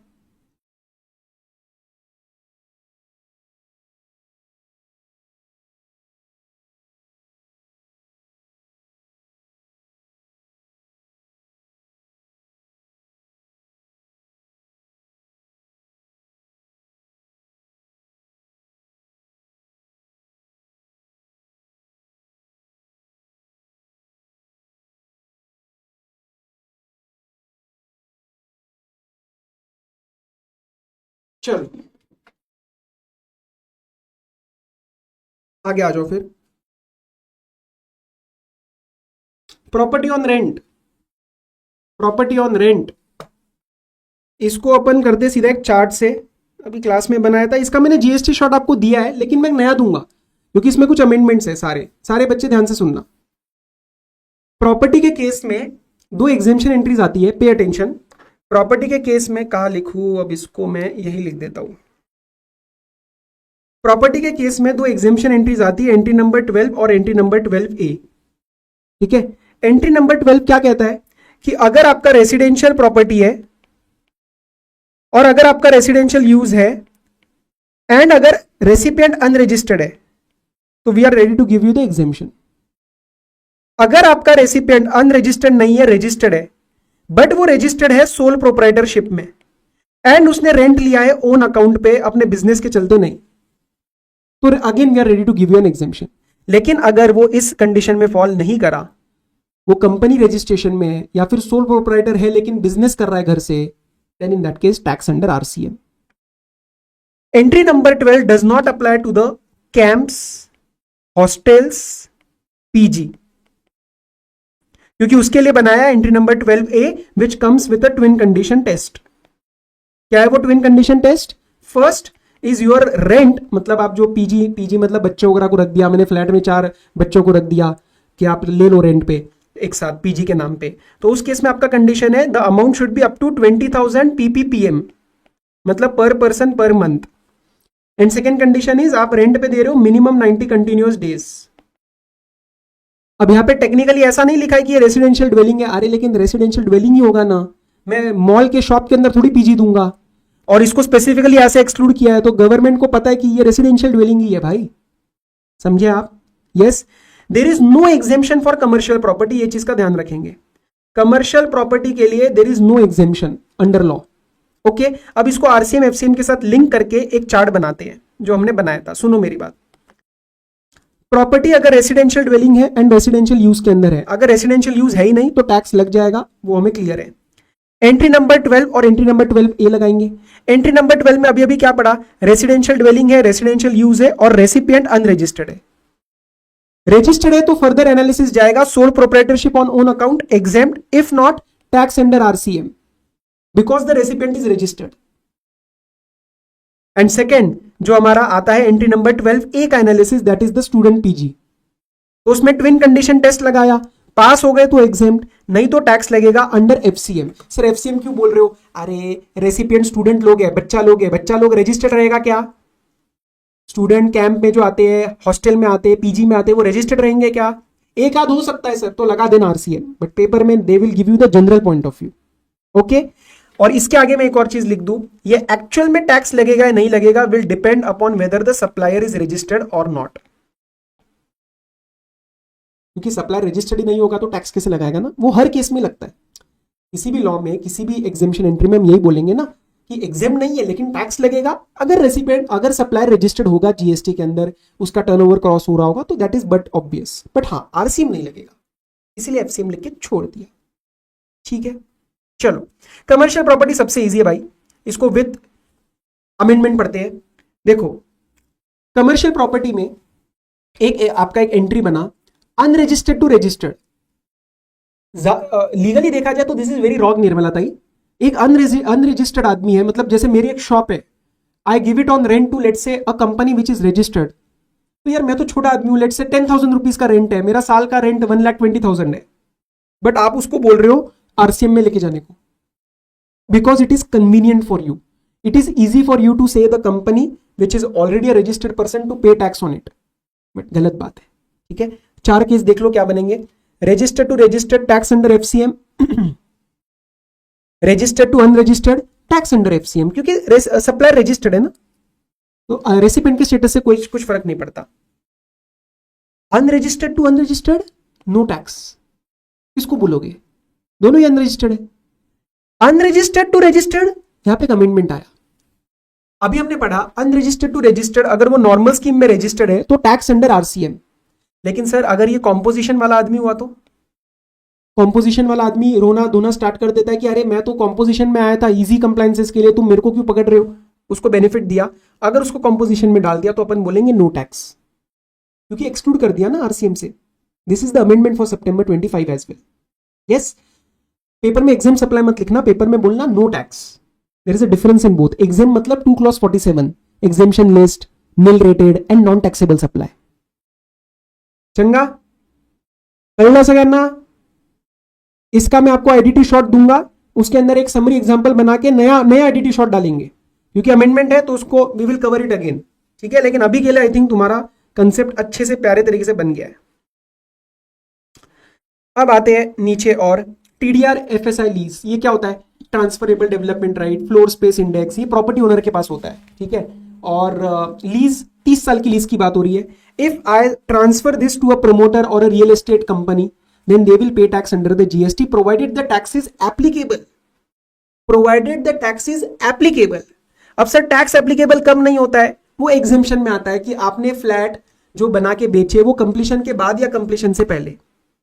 If you sell it before completion it is a service, GST is applicable, here we are not going to apply any tax, और टैक्स ही नहीं लगेगा इस पर्टिकुलर ट्रांसफर पे, तो आरसीएम एफसीएम की बात नहीं आएगी। लेकिन अगर आपने कंप्लीशन के बाद, अच्छा उल्टा बोल दिया सॉरी, अगर बिफोर, हाँ नहीं ठीक है ना, बिफोर कंप्लीशन जीएसटी लगेगा, एंड अगर आपने कंप्लीशन के बाद दिया तो in that case we are going to apply the taxation. Yes, उसको आपको जीएसटी वहां से एग्जेम्प्ट हो जाएगा, और अगर वहां से जीएसटी एग्जेम्प्ट हो गया तो हम यहां पे टैक्सेशन लगाएंगे आपके ऊपर। मतलब इन शॉर्ट, वहां पे जीएसटी मिला तो यहां एग्जेम्प्ट, वहां नहीं मिला तो यहां टैक्स, सिंपल वर्ड्स। लेकिन कितने पे टैक्स लगेगा? इस पूरे वैल्यू पे नहीं लगेगा, 1% या फिर 5% पे लगेगा। 1% अगर आपका अफोर्डेबल हाउसिंग वाला केस था, 5% अगर आपका नॉन अफोर्डेबल हाउसिंग का केस था। There are certain parameters to define affordable and non affordable, but they won't ask you क्योंकि मटेरियल में नहीं दिया। ठीक है, तो एंटायर टैक्स अमाउंट नहीं जाएगा आपका, परसेंटेज लगेगा depending upon affordable and non affordable. आगे आ जाओ। Services by director, director employee होता है क्या? हो भी सकता है, नहीं भी हो सकता। अगर एम्प्लॉय हो गया, अगर एक डायरेक्टर एम्प्लॉय हो गया तो इसका मामला चला जाएगा शेड्यूल नंबर 3 के पैराग्राफ नंबर 1 में, provided the services are in the course of employment. लेकिन अगर वो एम्प्लॉय नहीं है तो उसके फीस के ऊपर हमें जीएसटी आरसीएम के अंदर पे करना है। बट ये सर्विसेज वो है जो वो ऑफिशियल कैपेसिटी में पे कर रहा है, पर्सनल कैपेसिटी अभी भी एफसीएम के अंदर ही जाएगा। ठीक है, इंश्योरेंस एजेंट ने सर्विसेज दिया इंश्योरेंस कंपनी को, आरसीएम लग जाएगा। रिकवरी एजेंट ने सर्विसेज दिया किसी बैंकिंग कंपनी, एनबीएफसी या फाइनेंशियल इंस्टीट्यूशन को, ध्यान से तीनों का वर्ड है, बैंक, एनबीएफसी या कोई general financial institution, it may be proper bank और नॉट, आई डोंट केयर, जो पैसों का काम करती है, then that case that is a financial institution, it will be covered under RCM. Last attempt में पेपर में एक सवाल आया था, recovery agent giving services to a trader of goods, forward charge mechanism, क्योंकि ये इसमें फॉल नहीं करता। जी श्रेया, सिटिंग फीस के ऊपर आरसीएम लग जाएगा if it is not a part of your salary. अब म्यूजिक इंडस्ट्री और ऑथर को पकड़ लेते हैं। गरम चाय की प्याली हो, याद है हमारा गाना, अनु मलिक सामने गाया था, एक गरम चाय की प्याली हो, याद है ना? तो वो गरम चाय की प्यालियों का कॉपीराइट अनु मलिक साहब के पास है। तो जैसे म्यूजिक कंपोजर है, कोई फोटोग्राफर है, मैंने चीता की कोई फोटो ली है, ओरिजिनल उसका मैंने कॉपीराइट बनवा लिया है कि भाई ये फोटो मैंने ही ली है। या फिर कोई आर्टिस्ट है, आर्टिस्ट में कोरियोग्राफर वगैरह भी आ सकते हैं, मैंने कोई डांस स्टेप्स बनाए और उसका मैंने अपना कॉपीराइट करवा लिया, भाई ये मैं आर्टिस्ट हूँ। या कोई भी ऐसे क्रिएटिव इंडस्ट्री के लोग, they transfer this copyright to any music company, any producer जो आगे उसका रीमेक बनाना चाहते हैं, तो ये लोग टैक्स पे करेंगे under RCM. Sir what about author? एकदम सेम है। चेतन भगत साहब ने बुक लिख दी, टू स्टेट्स, मजा आया उनको, उन्होंने उसके ऊपर एक बहुत रिस्पॉन्स देख के एक उसका कॉपीराइट करवा लिया। तो वो ओरिजिनल कॉपीराइट अगर ट्रांसफर हुआ किसी पब्लिशर को जो कि टैक्सेबल टेरिटरी में है, देखो सब जगह रेसिपेंट इंडिया में है, टैक्सेबल टेरिटरी मतलब इंडिया, बाहर वालों को थोड़ी ना आरसीएम बोलोगे। Yes, so they will pay tax under RCM. Now the question comes, इसको यहां पे क्यों नहीं डाल दिया आपने? क्योंकि इस केस में there is an option for the author to go under FCM. He will file a declaration, he will take the registration, he will declare it on the invoice which will act as a safeguard for the recipient, and he will go under the forward charge mechanism, he will comply with everything. But एक difference है जब हम इसको compare करते हैं GTA के साथ, क्या कि सर ये जो ऑथर है ना, इसको 1 साल का लॉक इन लगा दिया हमने कि 1 साल तक इस ऑप्शन से बाहर नहीं आ सकता। मे बी इसके ऊपर वो एक सवाल बना के आपको पेपर में दे, 1 साल का लॉक इन है, अब इसको एफसीएम में रहना पड़ेगा। आज एफसीएम में आया, 2 दिन बाद डर लग गया कि ये क्या कंप्लायंसेस है, आरसीएम में चला जा, तो ऐसा नहीं चलेगा। ठीक है साहब। सर्विसेज टू आरबीआई, कौन दे रहा है सर्विसेज? ओवरसीइंग कमेटी के मेंबर्स, हाई लेवल कमेटी होती है डिसीजंस वगैरह चेक करने के लिए, वो आरबीआई को दे रही है, तो आरबीआई आरसीएम के अंदर जीएसटी पे करेगा। DCA one of the most asked in exam, exam में 3 सर्विसेज बहुत पूछी जाती है, स्पॉन्सरशिप, सिक्योरिटी और डीएसए। डीएसए के अंदर सप्लाई कौन कर रहा है? इंडिविजुअल, फर्म नहीं है, कॉर्पोरेट नहीं है, कोई भी कंपनी नहीं है। ले कौन रहा है? बैंकिंग कंपनी और एनबीएफसी। थोड़ा सा ध्यान रखेंगे, फाइनेंशियल इंस्टीट्यूशन वर्ड यहाँ पे नहीं लिखा है, मे बी दे आस्क, तो आई वांट अ बैंक और एन एनबीएफसी, तो ये लोग टैक्स पे करेंगे टू द गवर्नमेंट। ठीक है, चलो बीसीबीएफ का एनालिसिस हमने थोड़ा अलग तरीके से करते हैं हम। पहले इसका फील फैक्टर पकड़ेंगे। फील फैक्टर, सर क्या है फील फैक्टर? बीसी बिजनेस में, बीसी मतलब बिजनेस कॉरेस्पॉन्डेंट, ठीक है, दिल्ली के बच्चे थोड़ा कुछ और पूछ लेते हैं, बीसी मतलब बिजनेस कॉरेस्पॉन्डेंट। तो बीसी और बीएफ में BC is directly involve in the business, इसके पास रिस्पॉन्सिबिलिटी ज्यादा रहती है, इसके पास पावर भी ज्यादा रहती है। तो बीसी को बोलेंगे भाई तू धंधा प्रॉपर कर रहा है तो तू टैक्स पे करेगा, तेरे को आरसीएम का बेनिफिट नहीं मिलेगा। With that in mind read first, BF giving service to a bank, तो bank will pay tax under the reverse charge mechanism. BF को नहीं पकड़ेंगे, बीएफ फैसिलिटेटर है, छोटा मोटा काम करता है, उसको बोलेंगे तू जीएसटी का कंप्लायंस मत कर, बैंक तू पे कर। अगर बीसी बैंक को देगा तो, अगर बीसी बैंक को देगा तो फिर इस केस में forward charge mechanism. Similarly agent, agent मतलब बीसी बीएफ आगे अपने बंदों को हायर कर रहे हैं, तो एजेंट ऑफ बीसी अगर काम दे रहा है बीसी को, अरे तो बीसी तेरे को बोल तो रखा है ना कंप्लायंस करने के लिए, तो तू ही पे करना आरसीएम के अंदर, तेरे एजेंट को क्यों पकड़े? अब इसी के साथ अगर एक एजेंट ऑफ बीएफ सर्विस दे रहा है बीएफ को, तो भाई तू भी छोटा आदमी, तेरा एजेंट भी और छोटा आदमी, तो इसमें नॉर्मल बिजनेस में क्या चलता है? एफसीएम, तो एफसीएम लगेगा इसके अंदर, एफसीएम। लेकिन ये सब कब? ये सब कब? जब एग्जेम्पशन नहीं मिल रही। तो एग्जेम्पशन के लिए क्या है, ज्यादा इसका बड़ा एग्जेम्पशन नहीं है, बहुत सिंपल सा एग्जेम्पशन है, करा देते आपको फिर से, कोई दिक्कत नहीं। आओ, किथे गया भाई तू, कहा गया एग्जेम्पशन, आजा। देखो, बैंकिंग कंपनी के रिस्पेक्ट में रूरल एरिया में BC BF, agent of BC BF सब एग्जेम्प्ट, सब कुछ एग्जेम्प्ट। अगर अर्बन एरिया हो जाए तो हम टैक्स लगाएंगे, और अगर बीएफ सर्विस दे रहा है तो अभी तो बताया ना सर, बीएफ को एग्जेम्पशन देना है, exemption from the point of view of compliances, तो आरसीएम। और अगर बीसी है तो उससे टैक्स पे करवाएंगे, एफसीएम। रूरल एरिया तो क्वेश्चन आएगा ही नहीं, एग्जेम्प्ट हो जाएगा। अर्बन एरिया में हम ये एनालाइज करेंगे। फटाफट से एक बार उसको रिव्यू करो, फिर मैं इंश्योरेंस इंडस्ट्री भी आपको बताता हूं, करो जल्दी।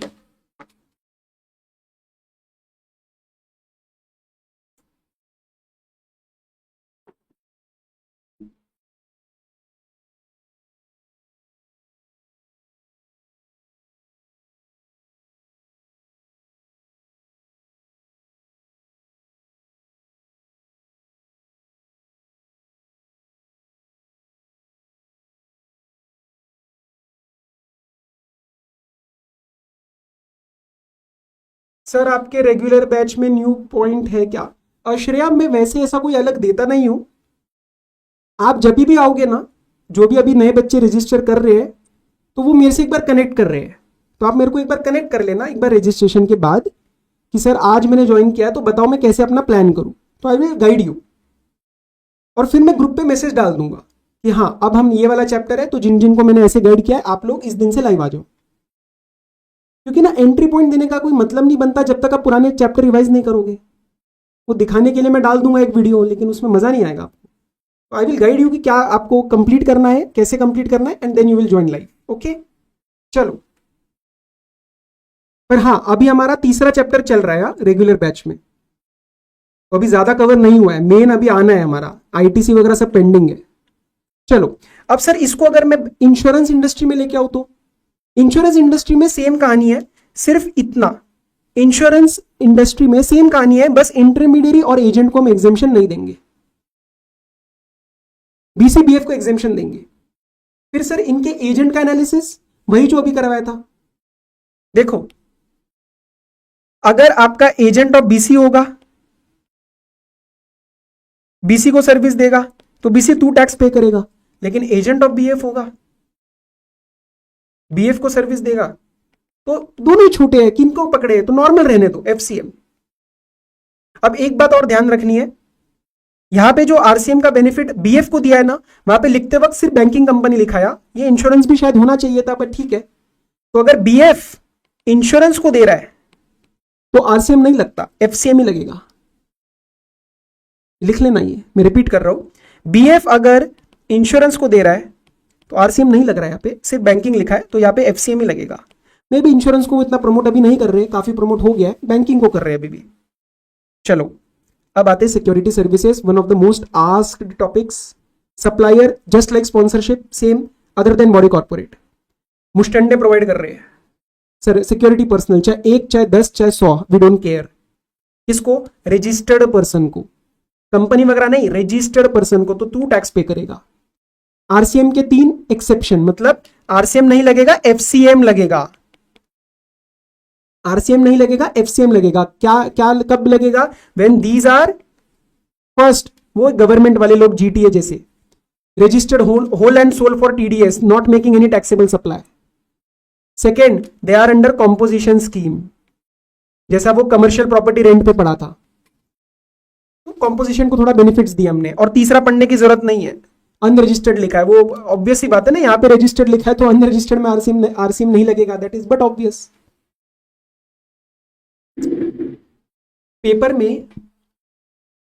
एक क्वेश्चन आता है ऐसा करके, कैसा करके सर? ऐसा करके, सिक्योरिटी सर्विस मतलब वही personal given by let's say A limited, but A limited is not registered in GST. क्या इंप्लीकेशन बना बेटा जी इसका? आराम आराम से, आराम आराम से। पहले देखो, आरसीएम एफसीएम लगने वाला है क्या? आरसीएम नहीं लगेगा सर, एफसीएम ही लगेगा, क्योंकि बॉडी कॉर्पोरेट है। बट मैंने क्या बोला था? एफसीएम लगेगा प्रोवाइडेड द सामने वाला इज रजिस्टर्ड। तो if it is not registered, it is not going to charge GST. इसका आईटीसी मत लेना, ये हम एडजस्टमेंट करते हैं हॉट्स वगैरह में। समझ आया तुम्हें? समझ आया सारे बच्चों को ये बात, या रिपीट करूं? कृतिका, श्रेयस, प्रज्वल, रंजीत, बालाकृष्णा, गगन, वेदांत, रोमा, जल्दी बताओ, did you get this point? This is an important adjustment that comes in question number 1 a lot of times. Repeat. शीलता, security service given by a limited, क्या आरसीएम लगेगा? नहीं लगेगा, आरसीएम नहीं लगेगा। एफसीएम की बात आती, बट एफसीएम के अंदर क्या रियल में जीएसटी लगा क्या? वो डिपेंड करेगा ना, सप्लायर रजिस्टर्ड ही नहीं है अगर जीएसटी में, तो वो हमें एफसीएम कैसे लगाएगा? वो टैक्स कैसे लगा सकता है? तो पेपर में ऐसा मत करना, आरसीएम नहीं तो एफसीएम, और लगा दो आईटीसी ले लो उसका। देखो क्या सामने वाला रजिस्टर्ड है क्या, क्योंकि अगर जीएसटी नहीं लगाया तो फिर हम आईटीसी कैसे लेंगे? ठीक है, चलो। एसएलएस तो हमने चैप्टर 1 में कर लिया है। Lender to borrower, lending fees के ऊपर बोरोअर आरसीएम के अंदर टैक्स पे करेगा। मोटर व्हीकल ऑन रेंट, इसमें पहले 2 बातें समझेंगे। मैं कौन से मोटर व्हीकल की बात कर रहा हूं? मैं पैसेंजर वाले की बात कर रहा हूं, मैं गुड्स वाले की बात नहीं कर रहा। दूसरा, एक कंडीशन दिमाग में अच्छे से गाड़ लो, you will see that in your question, that cost of fuel अलग से नहीं वो इनकर करने वाला, वो कंसिडरेशन में इंक्लूड होना चाहिए। तो मैंने मोटर व्हीकल रेंट पे दिया, अब उस पे आरसीएम लगेगा या नहीं लगेगा, 3 कंडीशन लगानी है। स्टार्ट करते हैं। If the GST rate is 12%, अब ये सप्लायर के हाथ में, अगर सप्लायर 12% लेना चाहता है, वो क्यों लेना चाहेगा? मे बी उसको आईटीसी मिल रहा है पूरा, तो ठीक है, लेने दोनों उसको, फिर आरसीएम नहीं लगेगा। 5% है तो मैं आरसीएम के अंदर जाऊंगा। तो आपको एक एक करके कंडीशंस चेक करनी है। 12% मामला फिसल गया, फॉरवर्ड चार्ज मैकेनिज्म। 5% ठीक है, अभी एक्साइट नहीं होना है, 2 चेक्स और पेंडिंग है। 5% जब आपका जीएसटी का रेट लगेगा तो सप्लायर को जो इनपुट मिलता है, आईटीसी मिलता है, वो इनपुट सर्विसेज पे मिलता है। बट ये मैं सप्लायर के लिए बोल रहा हूं, ये मैं सप्लायर के लिए बोल रहा हूं। हमारे लिए हम 5% का अगर जीएसटी पे कर रहे हैं रेसिपिएंट आरसीएम के अंदर, तो मैं 5% का आईटीसी लूंगा। This is my check number 1। अब चेक नंबर 2, सप्लायर इधर आओ, आपका टाइप क्या है? सर टाइप मतलब, अरे तुम्हारा स्ट्रक्चर क्या है? सर मैं बॉडी कॉर्पोरेट हूं। तो तुम कंपनी एलएलपी हो, तो तुम तो यार अच्छा, तुमने कुछ कंपनी वगैरह खोल रखी है, तुम्हें आरसीएम का बेनिफिट क्यों चाहिए? चलो भागो यहां से, एफसीएम। सप्लायर ने बोला हाँ सर, हाँ आरसीएम की बात कर रहे थे ना, मैं अदर देन बॉडी कॉर्पोरेट हूं सर, मैं तो पार्टनरशिप फर्म हूं, मैं इंडिविजुअल हूं, मैं एचयूएफ हूं, तो आरसीएम लगा दूं सर मैं? रुक जा बेटा, तीसरा चेक लगाते हैं। रेसिपेंट का टाइप क्या है? Sir recipient other than body corporate. ओ अरे मतलब सप्लायर भी other than body corporate, recipient भी अदर देन बॉडी कॉर्पोरेट, तो रेसिपेंट को कैसे पकड़े आरसीएम के कंप्लायंसेस के लिए? तुम एफसीएम के अंदर ही जाओ। जो बिजनेस कर रहा है, नॉर्मल रूल क्या लगता है लॉ में, जो बिजनेस कर रहा है वो टैक्स पे करेगा, तो एफसीएम। लेकिन सर रेसिपेंट कंपनी है, एलएलपी है, तो यहां पे देखो क्या चेक बना आपका, बहुत इन 3 चीजों को थोड़ा सा ध्यान से देखो। क्या चेक बने? GST 5%, supplier other than body corporate and recipient body corporate. Here you can justify to ask the recipient to comply the GST compliances under RCA. 3 check समझ आए? हाँ सर समझ आए। एक और चीज, renting of motor vehicle is different from passenger transport service. अगर मैं पैसेंजर ट्रांसपोर्ट सर्विस दे रहा हूं तो उसका यहां पे कोई एग्जेम्पशन नहीं है। मोटर व्हीकल रेंट पे देना मतलब मैंने गाड़ी बालाकृष्णा को दी, बालाकृष्णा संभालो, आप चलाओ।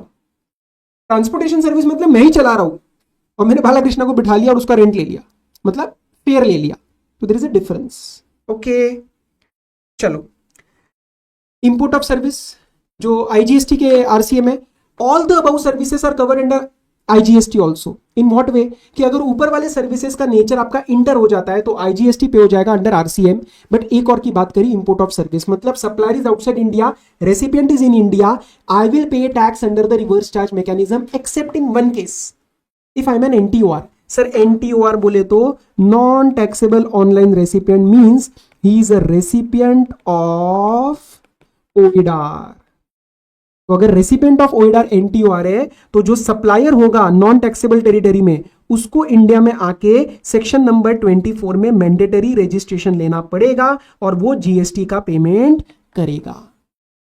क्योंकि ऑब्वियस सी बात है ना सर, अगर ये एनटीओआर मतलब unregistered person who is taking the OIDAR services. Registered तो कोई प्रॉब्लम नहीं है, आरसीएम लग जाएगा, लेकिन अनरजिस्टर्ड ओइडार का है। I am repeating myself, NTOR अगर आपकी कोई भी सर्विस ले रहा है, मतलब ओइडार सर्विस ले रहा है, तो in that case RCM is not going to apply. NTOR means unregistered person and which is the service? OIDAR. तो सप्लायर को इंडिया में टैक्स पे करवाना पड़ेगा, यस, एंड उसके लिए मैंडेटरी रजिस्ट्रेशन भी लगेगा। चलो, ऊपर वाले जो भी आरसीएम के प्रोविजन हमने पढ़े, जहां जहां मैंने गवर्नमेंट बोला वहां पे संविधान भी डाल देना, state legislature, courts and tribunal भी डाल देना, ठीक है, लगा देंगे, ये कोई बहुत बड़ा नहीं है। गिरी, I am planning something for the English students, please don't worry. I have made a commitment on my Telegram to give you important chapters revision in English. I will give you. Just give me 1-2 days to figure something out. Okay, I will update on that. Okay, airport dues, levy of GST, simple. USF and PDF, user service fee, passenger development fee is being charged by the airport operator but is collected by the airline. Airline is collecting on behalf of the airport operator as a pure agent. Recipient is me, the passenger. Compliances will be undertaken by the airport operator. Simple. Okay. Some points with respect to other chapters आगे cover होंगे, लेकिन आज भी बता देता हूं. If supplier is engaged only in RCM supplies, he does not need registration. That I covered in section 23. 23 का मैंने लिंक दिया था ऊपर आपको. कहां पे दिया था? RCM of goods में, सिल्क वाले में. ठीक है, तो जब उसका सारा ही RCM सप्लाईज में कवर्ड है, then he doesn't need registration. What will he do ना? Okay. Can supplier take ITC on the supplies which are used for RCM supply? Answer is no. क्योंकि ITC is given to set off the output tax, but there is no output tax for you. If recipient is liable to pay tax under RCM, compulsory registration. मतलब I am a company, आज मेरा सुबह incorporation certificate आया है S Walimbe classes private limited. मैंने GTA से service लिया books पहुंचाने के लिए मेरे ऑफिस से, लेट से बीबी वर्चुअल्स ऑफिस तक.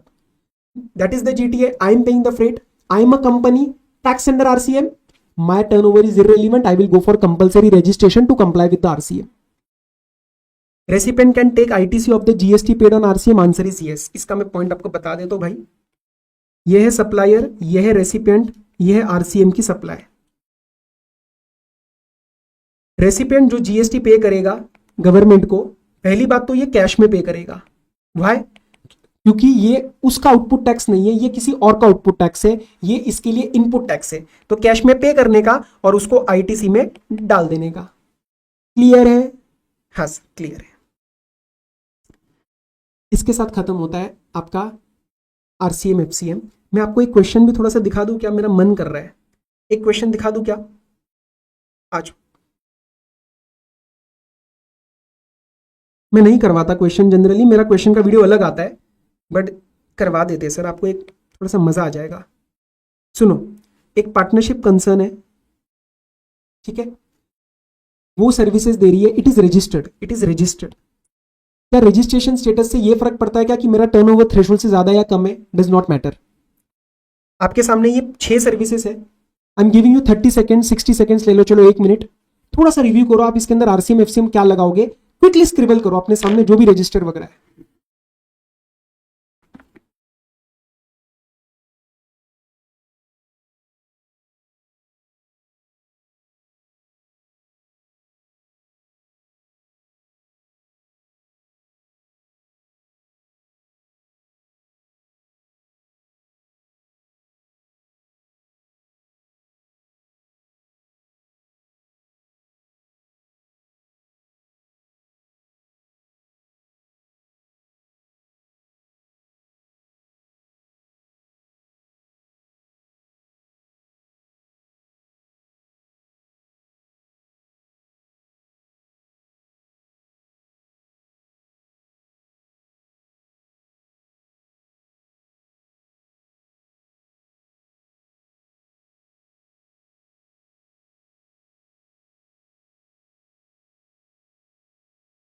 हाँ जी, करें डिस्कस थोड़ा सा. आ जाओ.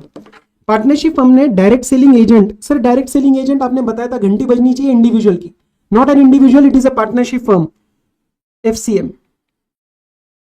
Provided security services to ABC private limited. Sir company से फर्क नहीं पड़ता साहब, रजिस्टर्ड से फर्क पड़ता है. कंपनी से फर्क नहीं पड़ता, रजिस्टर्ड से फर्क पड़ता है. I am other than body corporate, security लेने वाला रजिस्टर्ड पर्सन है तो इसमें लग जाएगा RCM.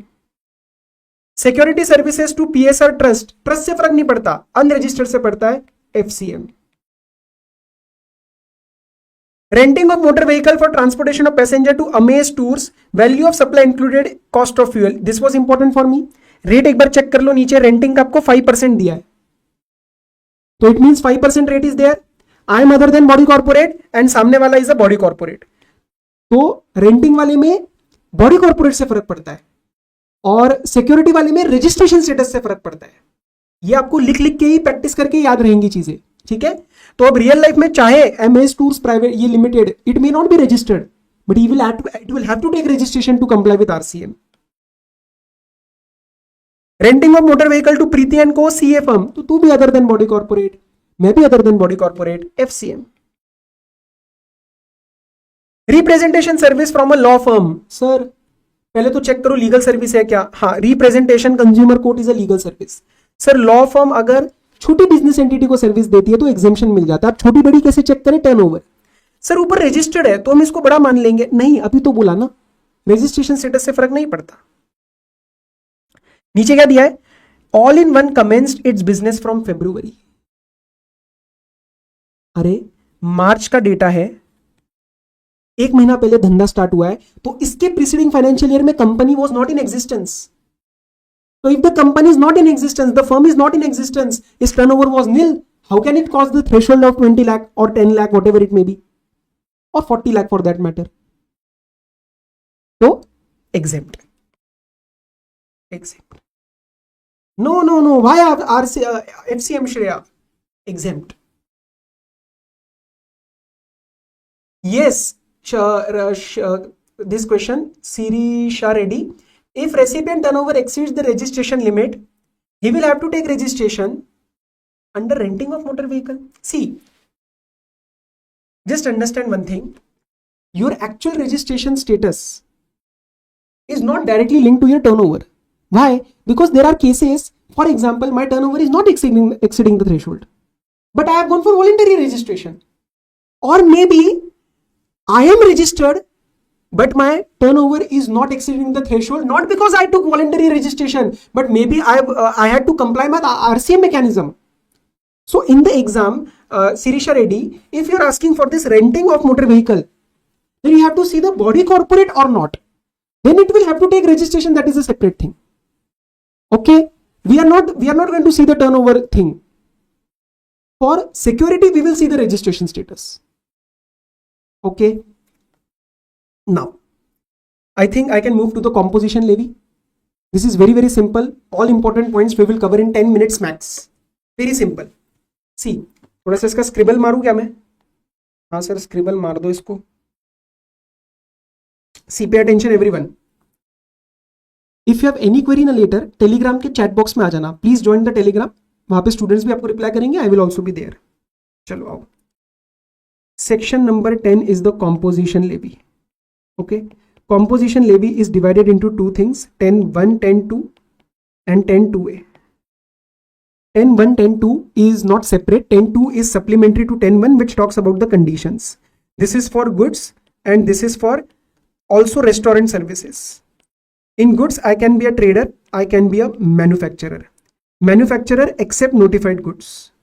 Except notified goods. Okay. What will be the rate? Understand that composition levy, the person, he is not going to charge the GST. He is going to pay the composition levy from own pocket. So that becomes a part of cost. From own pocket, and that becomes a part of cost. Is it clear?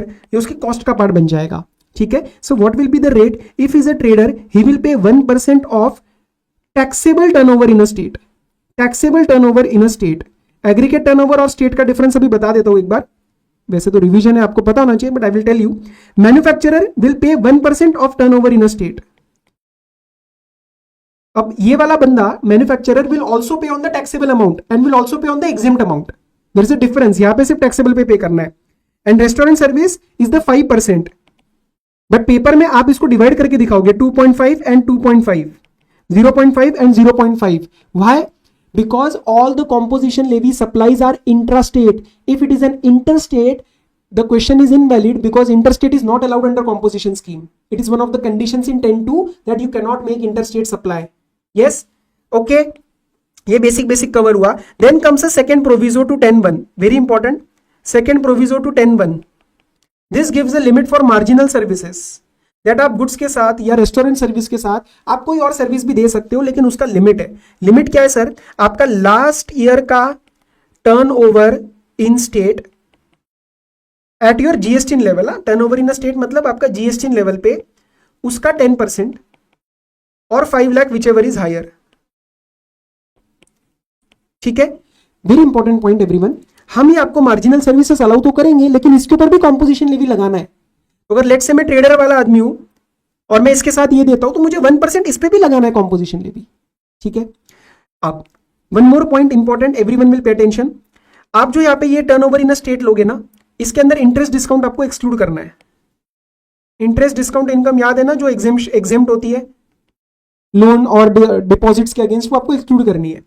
Apart from that, जो आपकी total turnover देखते हो आप, aggregate turnover for the purpose of eligibility of the composition scheme, and जिस turnover के ऊपर आप पे करते हो कॉम्पोजिशन लेवी, उसके ऊपर भी इंटरेस्ट डिस्काउंट, उसमें से भी इंटरेस्ट डिस्काउंट आपको एक्सक्लूड करना है.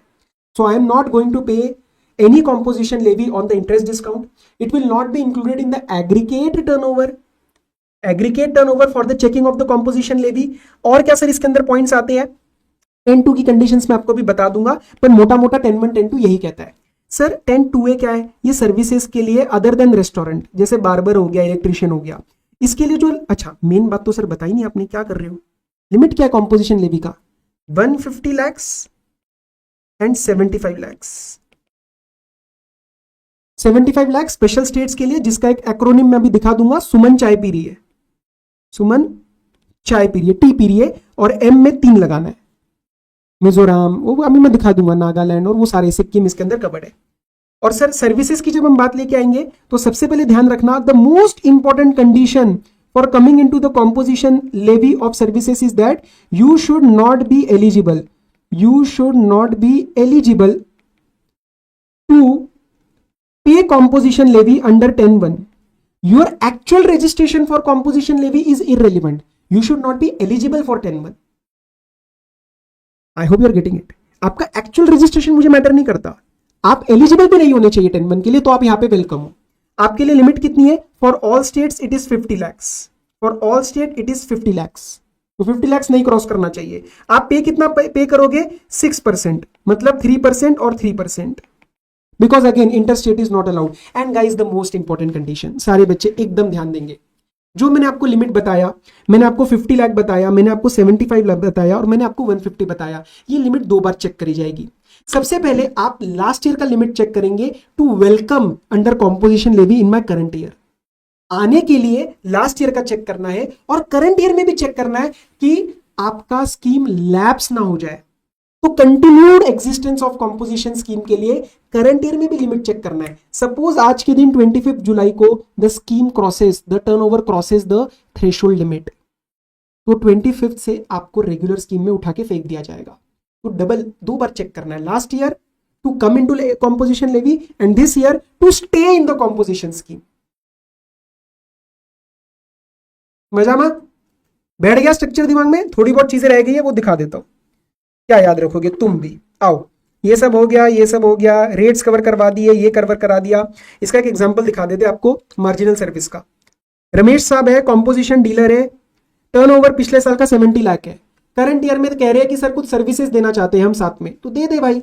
70 लाख का 10% 7 लाख, और 5 lakh whichever is higher 7 lakh. अब ये दिखाता हूं अंशुल, नोटिफाइड गुड्स दिखा दूंगा, अभी नीचे आएगा लिंक विद द एक्सप्लेनेशन. अगर उस 70 लाख में 8 लाख का इंटरेस्ट डिस्काउंट था, तो 70 में से 8 माइनस करो, 62 का 10% लो, 6.2 लाख, और 5 lakh whichever is higher 6.2 lakh. ठीक है जी. कंडीशंस देख लो एक बार, मिलती जुलती कंडीशन है दोनों में. Save as otherwise provided in subsection 1, मतलब मार्जिनल सर्विसेज को छोड़ के you should not be engage in any other supply of services. अगर किया तो 10(1) से बाहर, फिर आप 10(2) में जा सकते हो, क्योंकि आपकी एलिजिबिलिटी खत्म हो जाएगी. You are not engaged in any services which are not liable to tax under this act. अभी कोई नॉन टैक्सेबल सर्विस एग्जिस्ट नहीं करती. गुड्स एग्जिस्ट करते हैं 3, alcoholic liquor, petroleum and extra neutral, वो आपको पता है अभी जो किया क्लास के स्टार्ट में. You should not be engaged in any interstate supply of goods or services. Interstate purchase allowed. You should not be engaged in any services through ECO which is liable to collect TCS. Goods allowed. Everyone. Composition, I can sell goods through ECO. Conditions to be complied, जो chapter 12 में हम cover करेंगे, GST short में cover करी गई है. Notified goods का manufacturer not allowed, trading is allowed. Notified goods की manufacturing not allowed, trading is allowed. Goods की लिस्ट अभी दिखा देंगे. सीटीपी और एनआरटीपी तुम नहीं चाहिए. सीटीपी एनआरटीपी खुद ही गिने चुने दिन के लिए आते हैं, उसमें भी तुम क्या कॉम्पोजिशन लेके जाओगे? चलो अपने खुद के रजिस्ट्रेशन में रहो. 10(2) मैंने आपको मेन सारी बातें बता दी है. एलिजिबिलिटी ऑलमोस्ट सेम है, एक फर्क है छोटा सा. Not engaged in making any supply of goods services which are not liable to tax. तो नॉन टैक्सेबल गुड्स भी यहाँ पे नहीं देने चाहिए. ऊपर अलाउ किया क्योंकि वो गुड्स की स्कीम थी ना, पर यहाँ पे सर्विसेज की स्कीम है, तो सर्विस के साथ साथ गुड्स भी बोल दिया कि you should not B engaged in supply of any non taxable goods, जो 3 एग्जिस्ट करती है हमारे जीएसटी लॉ में. बाकी सब सेम है. ठीक है, चलो कुछ और बातें देख लो, सारे यूनिट्स या तो आएंगे या तो सारे यूनिट्स बाहर जाएंगे। I have 5 units registered under GST in 5 states और maybe in 1 state I am more than 1। एक ने फाइल किया तो माना जाएगा सबने फाइल किया है, एक ने विड्रॉ किया तो माना जाएगा सबने विड्रॉ किया है। 1 wants to stay in composition, 1 wants to stay in regular, not allowed. Turnover eligibility I have told you 75 lakh is for सुमन टी एम, मिजोरम, मेघालय, मणिपुर। यहाँ पे चाय बहुत अच्छी मिलती है तो 3 आपको 3 बार पियेंगे हम यहाँ पे, और बचे हुए स्टेट्स आप लर्न कर लो, ठीक है। रट्टा मारने की जरूरत नहीं है, ये पेपर में उतना क्लिक आपको मोस्ट प्रोबेबली कर जाएगा। उसके बाद ये बता दिया, लैब्स वाली बात बता दी, आईटीसी आप नहीं ले सकते, टैक्स आप नहीं चार्ज करेंगे, composition levy will be paid from your own pocket, it will become a part of your cost, PNL में आपका एक्सपेंस बन के आएगा। ये दोनों जो पॉइंट्स है ये मैं आपको एक एग्जांपल के थ्रू कराऊंगा, जिसको एंड में डालेंगे, एकदम शानदार तरीके से एंड करेंगे। Reasons for opting composition scheme, अरे थोड़ा कंप्लायंस कॉस्ट बच जाता है, 1 और 3 भी नहीं फाइल करना पड़ता, साल का एक जीएसटीआर 4 जाता है, एक जीएसटीआर 9A एनुअल रिटर्न आता है, एंड क्वार्टरली पेमेंट करना है, quarterly payment in CMP 08, quarterly payment in CMP 08। Okay sir, RCM supply अगर कॉम्पोजिशन सप्लायर रिसीव करता है तो does he have to comply with it? Answer is yes. ये वाला सेक्शन का जो शुरुआत होती है, देखना यहाँ पे कैसे लीगल, अब ये लीगल एनालिसिस में नहीं करवा सकता रिवीजन में, बट देख लो, notwithstanding any contrary but subject to 9394, RCM को ओवर रूल नहीं कर रहे। और अगर आरसीएम नहीं लग रहा होता तो मैंने ऊपर आरसीएम की लिस्ट में आपको सिक्योरिटी वाले में और कमर्शियल रेंट वाले में एक्सेप्ट कॉम्पोजिशन नहीं लिखवाया होता, ठीक है।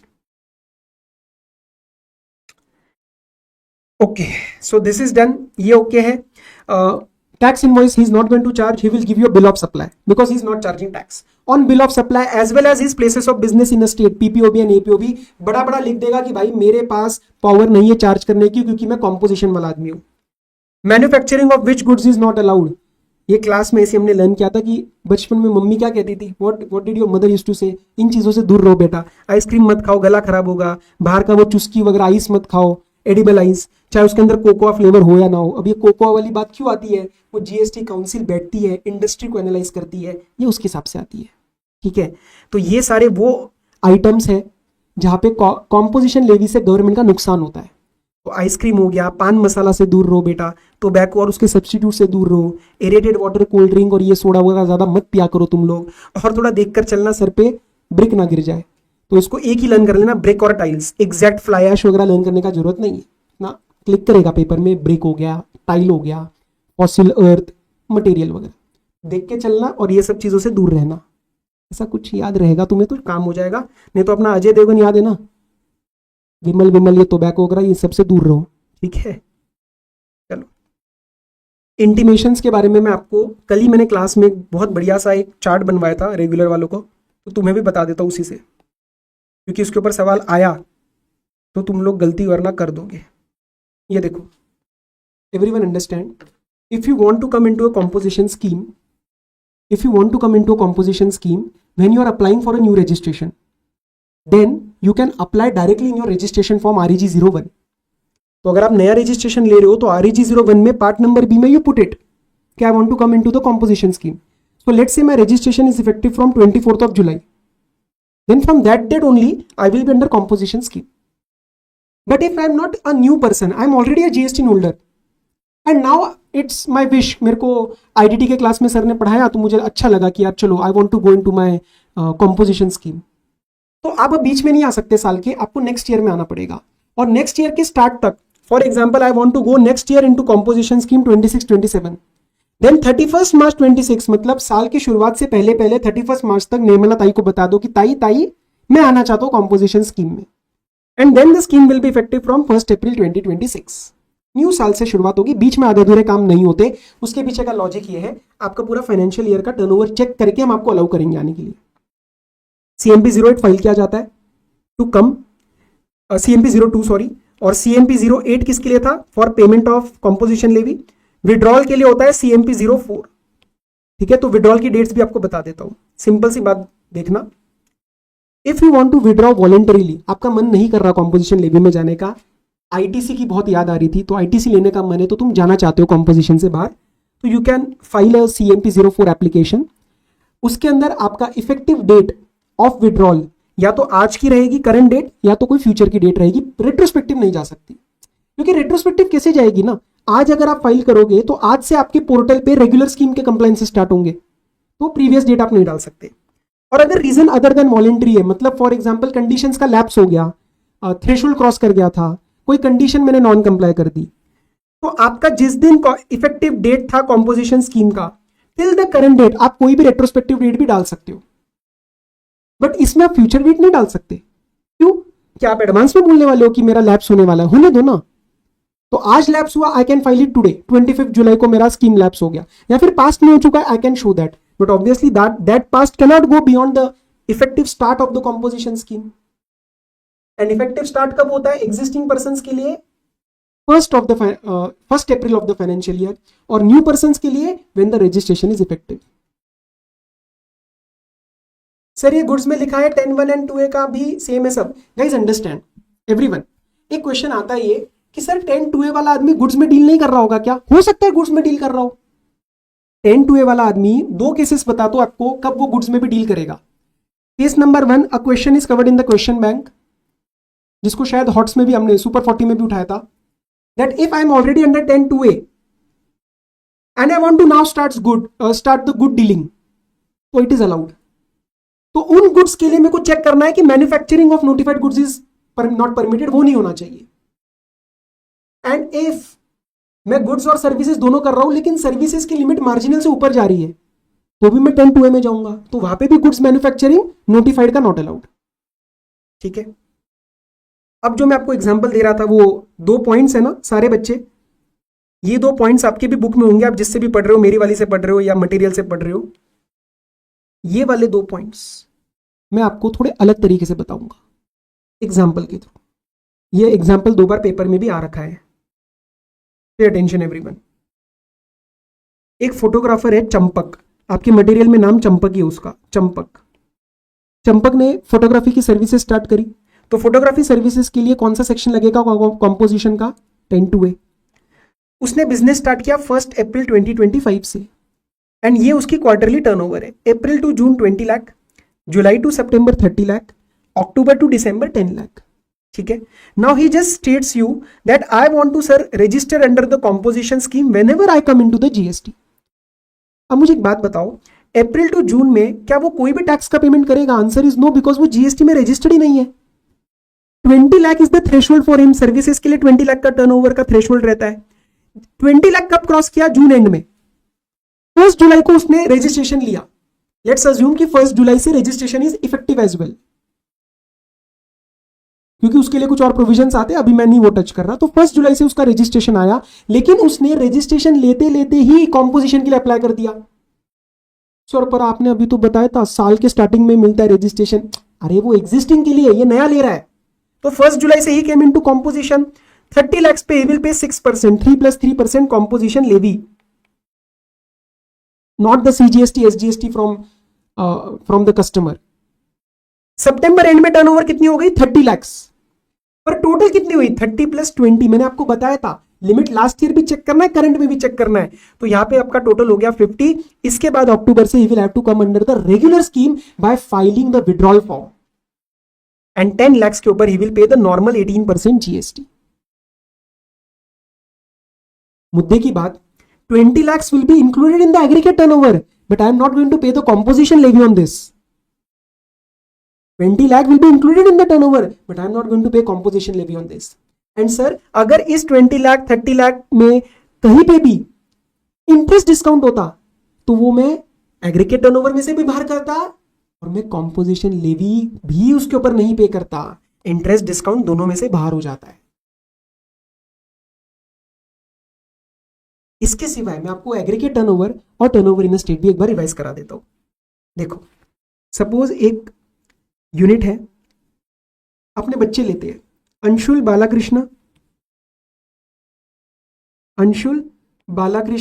और श्रेया। ठीक है, लेट से अंशुल दिल्ली में है, लेट से बालाकृष्ण महाराष्ट्र में है और श्रेया यूपी में है। टर्नओवर अंशुल की है 10, बाला की है 5 और श्रेया की है 15। इसका एग्रीगेट टर्नओवर कितना बनेगा? एग्रीगेट टर्नओवर मतलब पैन लेवल पे, ऑल इंडिया बेसिस पे सबका टोटल मार दो ना आप, तो 15 प्लस 15 मतलब टोटल कितना बनेगा 30। एग्रीगेट टर्नओवर कहाँ यूज करना है, कहीं पे भी एलिजिबिलिटी चेक करने के लिए, जैसे eligibility for composition scheme, eligibility for QRMP scheme, liability to registration, वहां पे हम एग्रीगेट टर्नओवर चेक करेंगे क्योंकि we want to know the company का हिसाब किताब लेवल। लेकिन कहीं पे भी टैक्स की पेमेंट की बारी आएगी, कॉम्पोजिशन लेवी के पेमेंट की बारी आएगी, वहां पे we will use turnover in a state. Why? Because GST is different ना। दिल्ली का अंशुल का जीएसटी अलग है, इसका अलग है, श्रेया का अलग है। तो अंशुल अपने जीएसटी के अगेंस्ट रिटर्न फाइल करेगा पोर्टल पे, ये अपने पे फाइल करेगा और ये अपने पे फाइल करेगी। तो जीएसटी लेवल पे पेमेंट होएगा ना, क्योंकि जीएसटी लेवल पे रजिस्ट्रेशन है, स्टेट लेवल पे जीएसटी का रजिस्ट्रेशन है, पोर्टल है, पोर्टल पे पेमेंट होएगा। पेमेंट थोड़ी ना ऑल ओवर इंडिया में कोई एक रिटर्न फाइल कर दूंगा, वहां पे टर्नओवर इन स्टेट यूज होगा। तो उस जीएसटी के अगेंस्ट जितने भी सप्लाई हुई है, इंटर, इंट्रा, एक्सपोर्ट, फलाना, वो सब टर्नओवर में डाल देना। लेकिन जब उन सबका टोटल मारोगे दैट बिकम्स एग्रीगेट टर्नओवर, सब सप्लाई आ जाएगी उसके अंदर, taxable, non taxable, export, zero rated, and obviously GST component नहीं आएगा। विद दिस मुझे बताओ, मैंने आपको पूरा का पूरा चार्ज रिवाइज करवा दिया। Are you comfortable? ये क्या क्या खुल गया भाई स्क्रीन पे, एक सेकेंड रुको। हाँ, आर यू कंफर्टेबल नाउ? बाकी कोई क्वेरी आए तो you can just ask on the telegram as well. तो अभी जो आपको वादा दिया था वो हम खत्म करते हैं। I had promised I think 1 hour 30 minutes, I took 11 minutes more. Genuinely अगर मजा आया हो तो प्लीज फीडबैक छोड़ के जाना, वो फीडबैक के बेसिस पे अगला बच्चा देखता है, ठीक है? हम बाकी कोई एड्स वेड्स नहीं लगाते चैनल पे, कभी नहीं लगाइए। सो आपका फीडबैक चाहिए मुझे, लाइक करके प्लीज उसको कमेंट कर देना, it helps as a motivation for me. Sunday को मैं आपका सुबह प्लेस ऑफ सप्लाई निपटाने का प्लान कर रहा हूँ, place of supply. Yes, so goodbye, take care, have a very good day. I hope this was a good start to your day, जो ऐसा मैंने आपको प्रॉमिस किया था। अपन मिलेंगे किसी लेक्चर में। चलो बाय बाय, टेक केयर।